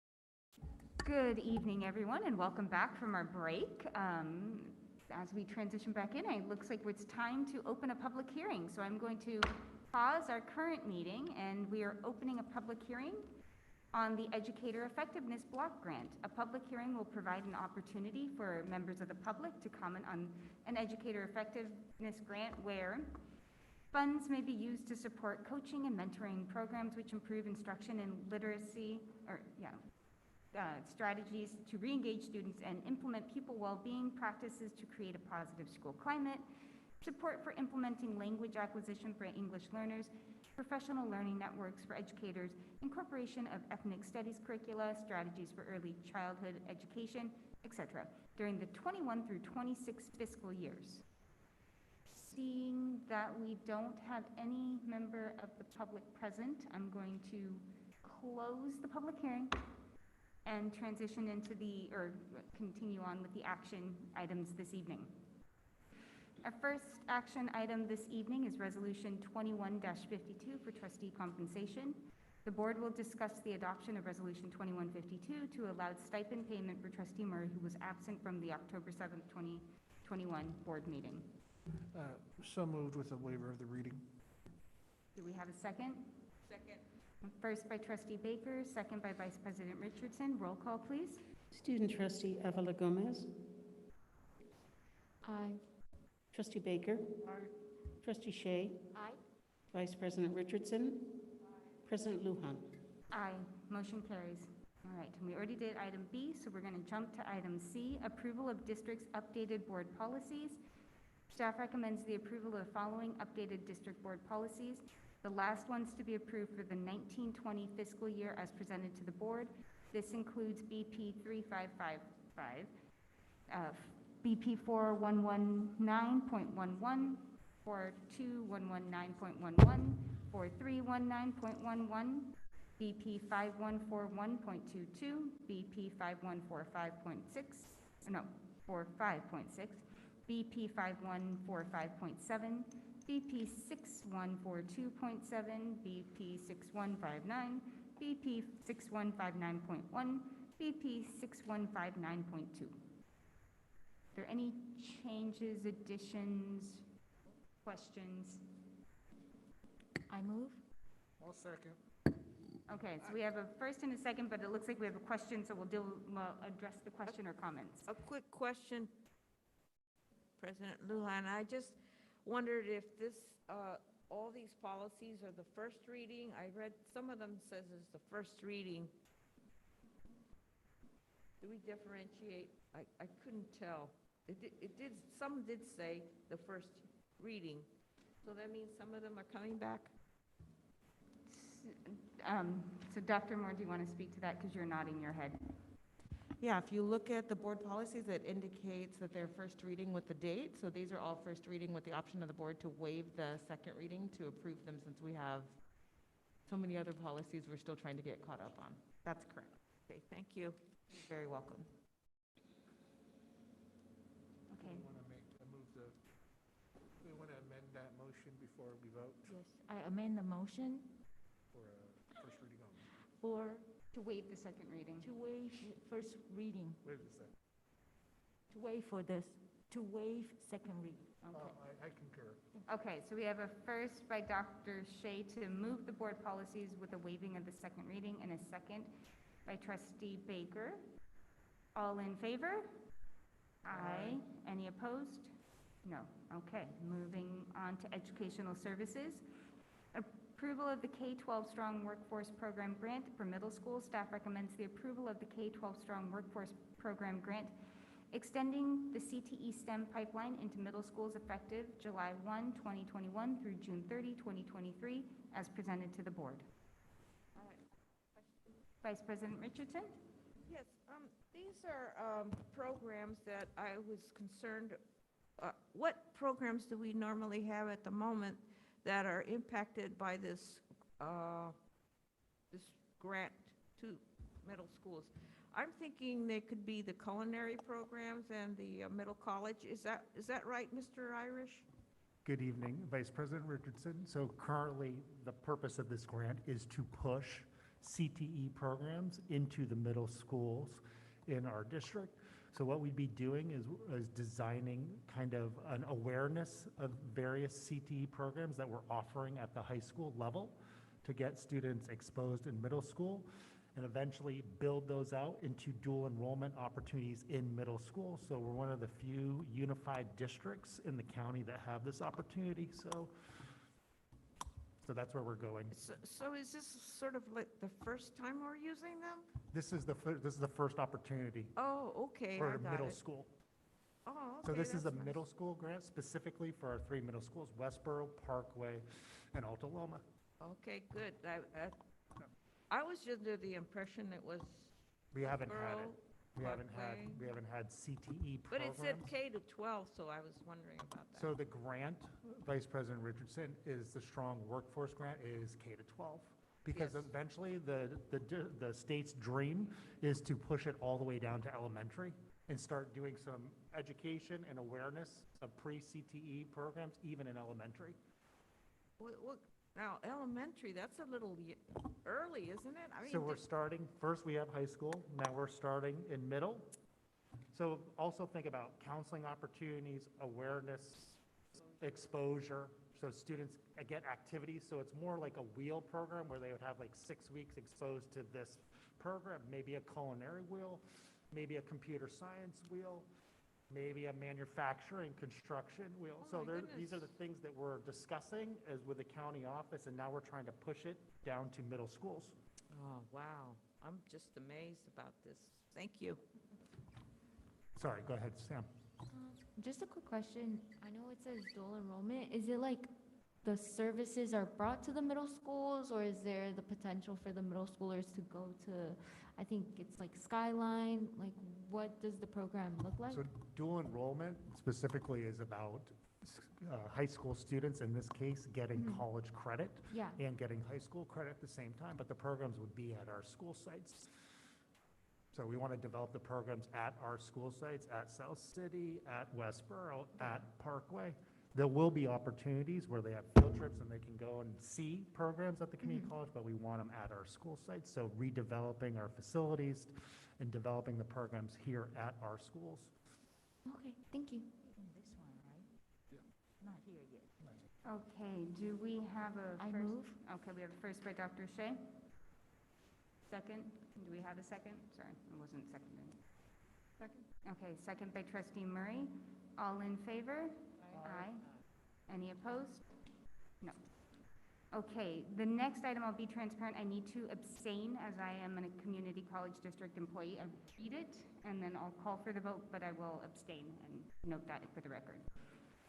Approval of the K-12 Strong Workforce Program Grant for dual enrollment. Staff recommends the approval of the K-12 Strong Workforce Program Grant to increase dual enrollment and strengthen the partnership between SSFUSD and the San Mateo County Community College District, effective July 1, 2021 through June 30, 2023, as presented to the board.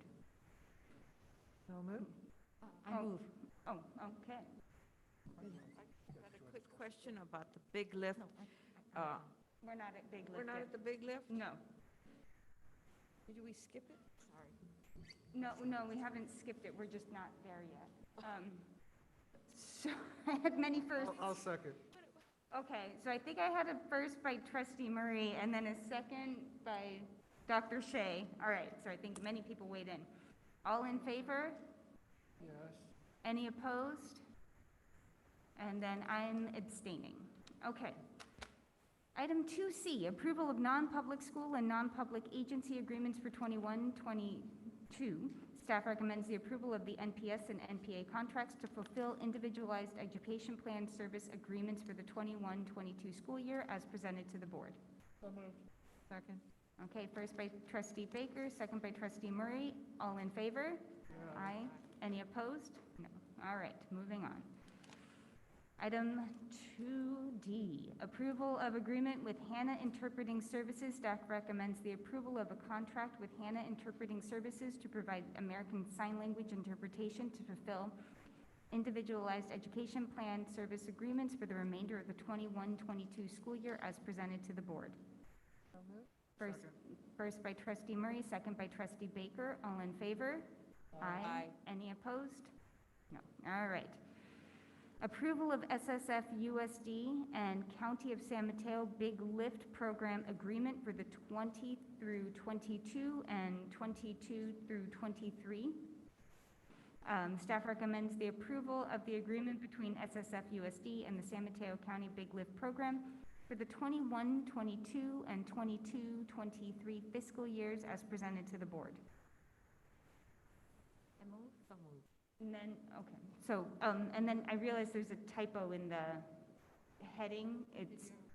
And is there a question or just, well, no, the typo's in the title because it says 20. 20, it should be 20. Yeah, 2020 through 22, and I think we're only covering 21 through 22. So moved. Sorry. Okay, that's okay, it happens. All right, so first by trustee Murray. Second by Dr. Shea, all in favor? Aye. Any opposed? No. All right. Approval of Big Lift Supervisor Independent Contract Agreement. Staff recommends the approval of an independent contractor agreement with Roselle London for the Big Lift Supervisor position as presented to the board. So moved. Second.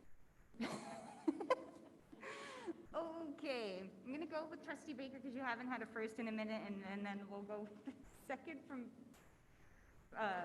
Second. No. Second is fine. Okay, second from trustee Murray. All in favor? Aye. Any opposed? No. All right. Approval of West Ed Memorandum of Understanding. Staff recommends the approval of the West Ed and SSFUSD Equity and Mathematics Course Study MOU effective November 1, 2021 through December 31st, 2022 as presented to the board. Second. All right, so we have first by Dr. Shea, second by trustee Murray. All in favor? Aye. Any opposed? No. All right. Approval of Genentech Student Program Participation Agreements. Staff recommends the approval of Genentech Student Program Agreements for either in-person or virtual participation as presented to the board. I have a question. Okay, question from trustee Murray. My question is, just will the agreements be available in Spanish? We can make them available in Spanish. We always do. This is the agreement between Genentech, so our students can participate in the volunteer program and the Helix Cup. So these are all the participation agreements. So yes, we'll translate it. Great, thank you. I just wanted to go on the record and say how much I appreciate Genentech's role in bringing science to our children in schools as early as elementary school. I'm not sure quite what grade yet that I visited, but I think that is just a wonderful partnership, and I'm so grateful and thankful. So. Okay. All right, first by trustee Murray. Second. Second by Dr. Shea. All in favor? Aye. Any opposed? No. All right. Business Services, approval of denial of claims. Staff recommends the denial of a claim and referral to the district's insurance carrier as presented to the board. So moved. First by Vice President Richardson. Second by trustee Baker. All in favor? Aye. Any opposed? Sorry. All right, no one's opposed. Approval of agreement with SHE for the Help Desk Inventory Management Software. Staff recommends the approval of a 3-year agreement with SHE for the Help Desk Inventory Management Software as presented to the board. First by Dr. Shea. Second. Second by Vice President Richardson. All in favor? Aye. Any opposed? No, no one's opposed. Thanks for showing up, Mr. Syme. It's good to see you. Okay, approval of agreement with Dasher Technologies Incorporated for data storage, appliance, and malware protection backup. Staff recommends the approval of an agreement with Dasher Technologies Incorporated to replace the district's data storage appliances, including malware protection backups, as presented to the board. First by Dr. Shea. Second. Second by trustee Murray. All in favor? Aye. Any opposed? No. All right. Approval of change orders 12 through 14 for the AAA network solution for a network cabling project. Staff recommends the approval of change orders 12 through 14 to the AAA Network Solutions Agreement in the amount of $46,022.53 for the district's structured network cabling project as presented to the board. So moved. First by Trustee Murray. Second by Dr. Shea. All in favor? Aye. Any opposed? Nope. Okay. Approval of agreement with DSK Architects for the El Camino High School Architectural Services. Staff recommends the approval of the agreement with DSK Architects for architectural services on the El Camino High School Accessible Bridge Project as presented to the board. So moved. First by Trustee Murray.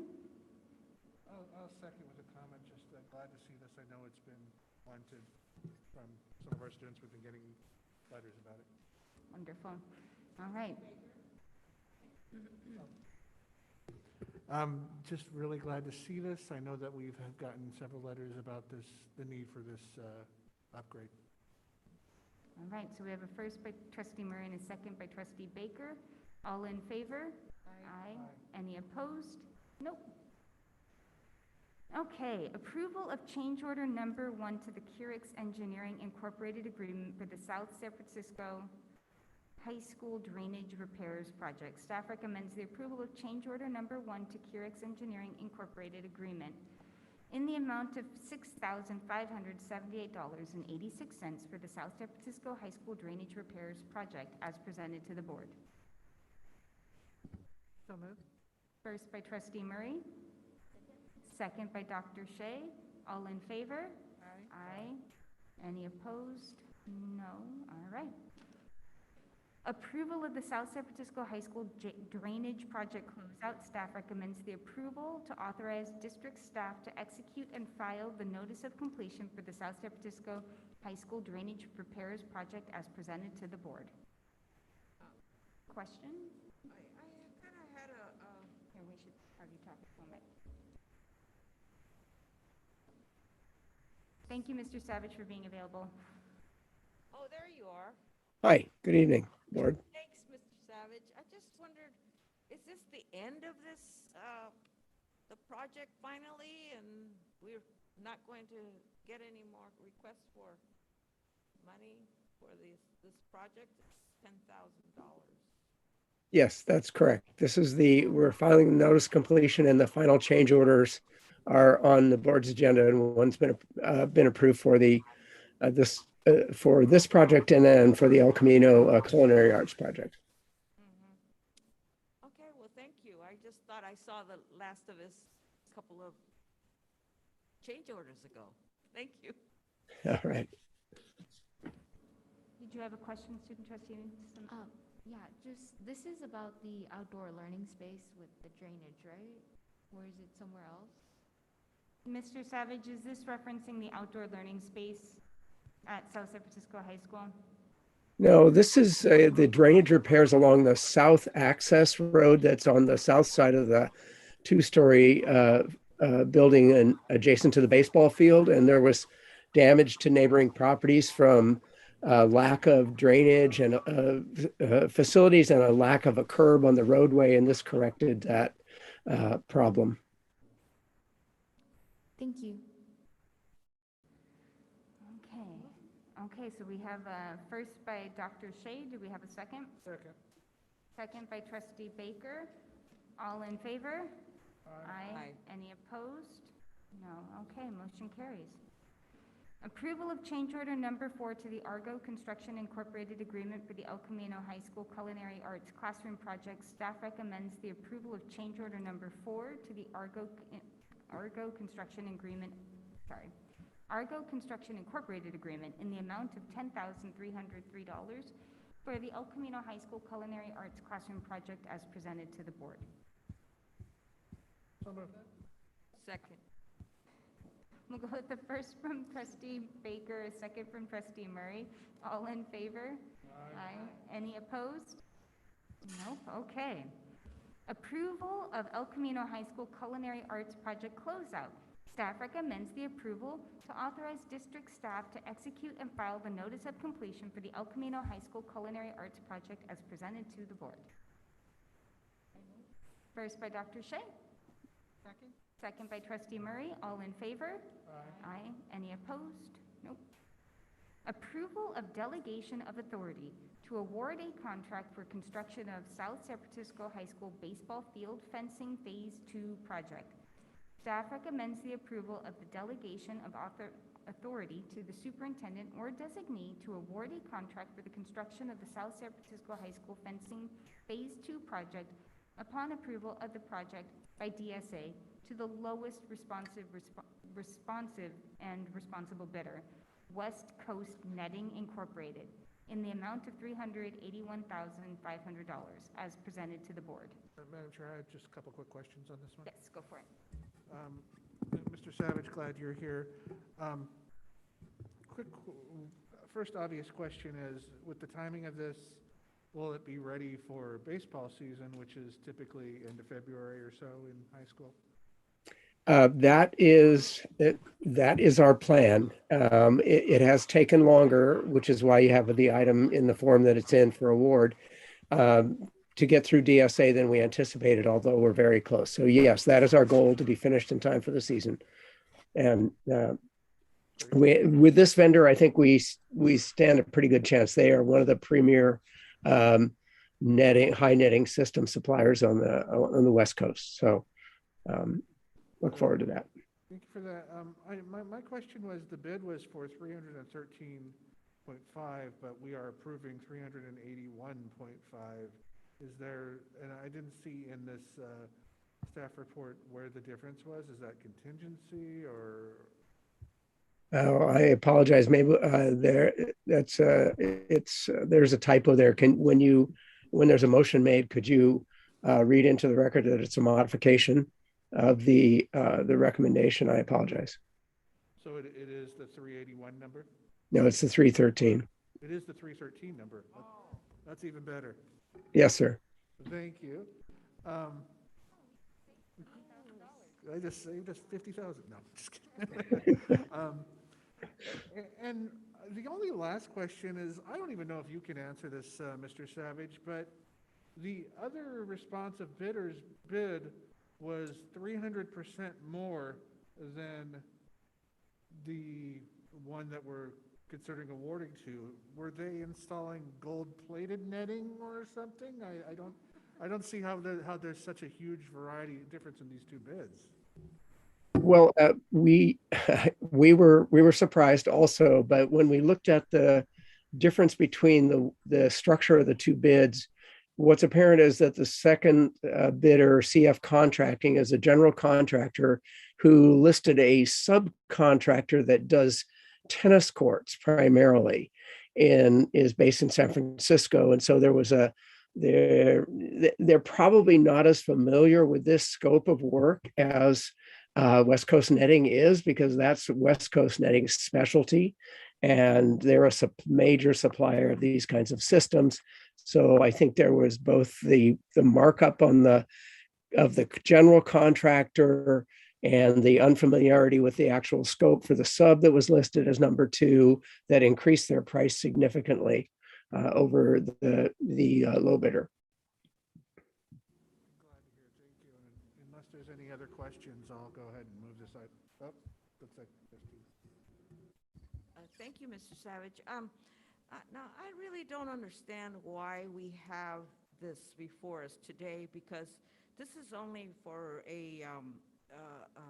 an authority given to the superintendent. Now, why couldn't this request come at a later time? Because I understand the state has not given us the okay for we're able to use the previous CEQA, whatever, designation or waive or whatever they call it. Why can't we wait till we get that? Well, what we're asking the board for is a delegation of authority, is similar to the item that the board adopted earlier this evening regarding the bond refunding. You provided a delegation of authority in that case. And here we're asking for this because the board, we're allowed to bid work without approval by the Division of State Architect, but the board cannot enter into a contract until we have DSA approval. And staff feels that we need the time to, as soon as possible, to be able to execute the contract or award the contract, rather than waiting until the next regularly scheduled meeting in December, because and really just the issue that Trustee Baker raised in his question, it's a very tight schedule to finish this in time for the baseball season, and so we wanted to take advantage of every possible day. But doesn't that also place some sort of, what if West Coast netting is not available at the time? And then things will be, we're going to have to go back to the bidding process. Isn't that correct? Well, no, West Coast Netting has submitted a bid to the district, and the district requires, as every district does under the public contract code, that the bidder submit what's called a bid security, so that they cannot withdraw their bid for a certain number of days. And so we believe that we'll be within that realm. Oh, okay, because there was a piece missing in this narrative, and I get it now. Thank you. Sure, thank you. But motion that we accept this contract as corrected for $313,500 instead of the number listed on the action on page 565. Second. So a first by Vice President Richardson, a second by Trustee Baker. All in favor? Aye. Any opposed? No. All right, so this brings. Thank you, Board. Thank you, Mr. Savage. Appreciate you joining us. Yeah. Excuse me, President, don't we have to vote on the whole project itself now after we approve this one motion? Well, we just voted to give the superintendent authority on this bid, so then they'll enter into an agreement, but then we still need to wait for DSA approval, so the work's not starting yet. No, I'm saying the approval of the amended amount that was a typo. Yeah, so what you did in your motion was what was read into the record. The motion was the amended amount, so it doesn't need to come before us again, because what we just approved was not $381,000. What we approved was $313,500. So it's coming back to us? No. What I thought. Okay. I thought we had to have. Okay, so review of future agenda items and meetings. It looks wonderful. Just quick question. February 24 and then March 24, we have English learner twice. I think it's potentially typo. No, sorry. So what Dr. Shea was saying is that on February 24th, we have a presentation on performance management for English learners. And then again, March 24th. March 24th, we also have a presentation on performance management of English learners. So, It's February 24th. Sorry. okay, all good. It's only one. We're not doing it twice? One presentation. That's it. Okay. I promise. Okay. Thank you. Thank you, Dr. Shea, for reading so carefully. Okay, so summary of board directives. One thing I did want to mention on upcoming meetings, after this was published, it was decided that December 15th, there's going to be the study session on universal TK also, just for the public. And I don't think there were any board directives tonight. Okay, well, there we go. So I believe this brings us to good and welfare. Dr. Shea, would you like to go first this evening? Yes, I have 4 things, very quick. We had a board equity training, I think it's last week. It was wonderful training. Thank you, Dr. Moore, give us that opportunity. And we just also had the equity meeting yesterday. Today. I got days all mixed up. It was great conversation, heavy, but it's really challenged our thinking. And then the Ruby Bridges walk, it's so good. That whole thing, the movement, remind us why we are here for. We are here for students. So really appreciate Dr. Moore remind us to participate in that walk. And then during that walk, really appreciate our police department helping us direct, not helping us, they there to support us on the direct traffic and also make sure that students and families walking are safe. So, thank you. Okay, I just wanted to also mention the equity training that the board took last week, and as well as the equity committee that met today. You know, it is really important to making sure that we do meet the needs of our students when they need it. Otherwise, I just hope that we have a fruitful bargaining session with our units tomorrow, and I wish everyone a good Thanksgiving, and a reminder to any parents who are still in at this late hour that the kids get Wednesday off too. Thank you, Trustee Baker. And I think I shall go down to the other end. Student Trustee Avila Gomez. No, I don't have anything. Yeah, I think the Ruby Bridges Walk to School Day, I participated in that. It was very awe-inspiring. I saw pictures from Martin Elementary where it started, and I saw that there were a much bigger crowd. So I'm just glad that our students at South City got to participate in that. Thank you. Trustee Murray? I visited a lot of schools this week. I was at Monteverde, I was at the tour at Spruce and Parkway, and then at Martin, yes, it was yesterday? Holy cow. And it does indeed show you or remind us why we're there, because it's amazing just seeing the kids and what they're doing and how happy they are to be back. And with the Ruby Bridges Day, I remember when we first approved them having a Ruby Bridges Day here in our school district, and it's just grown, you know, so that Senator Becker actually brought it to the floor of the Senate and got a resolution on it. It was really a joyful event. I did watch Ruby Bridges in Ms. Carlino's class, and the children wanted me to bring back to the board that they would like to see every single one of our schools participating. And so they will be talking to us about that at some point in the near future.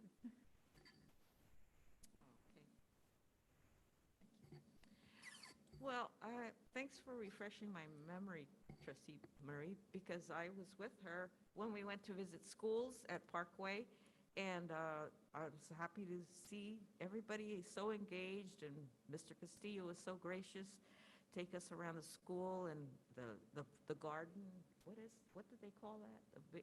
Anyway, around the campus, and I always can't help notice how clean this campus is and how well he manages the students. I mean, there was one little mask on the floor and he picked it up.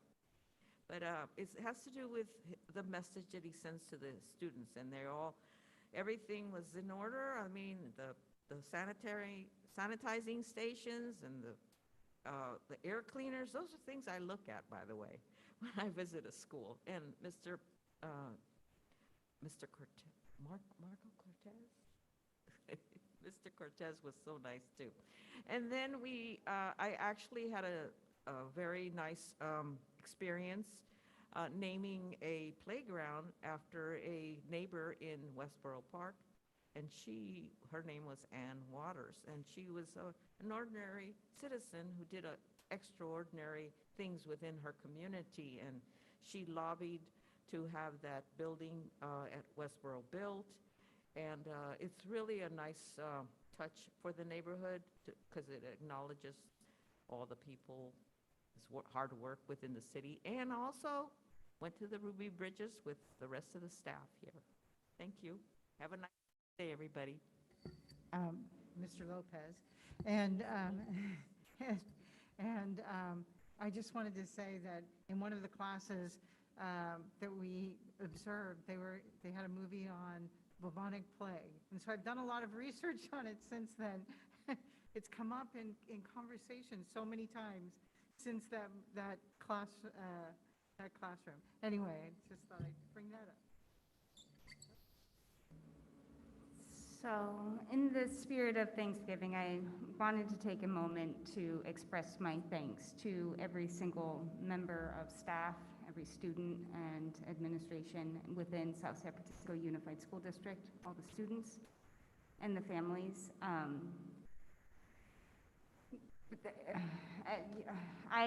Each day I drop off my child and I put him in the care of South San Francisco Unified School District staff. And the level of care that staff brings to each and every day became very apparent about 3 weeks ago when my mom had a stroke, and it was the staff from the city of South San Francisco who look after my child when he gets out of school, and the staff at his elementary school who really rallied behind him and partnered with my husband and I to help sure that he got through what was a pretty emotional and jarring experience for our family. So when I say that I appreciate every single staff member, I mean it more than my words could ever express. So with that, I do want to express my deep appreciation to this district for the care that you put into raising each and every child and the partnership you bring to each and every family. So thank you. And with that, I would like to adjourn.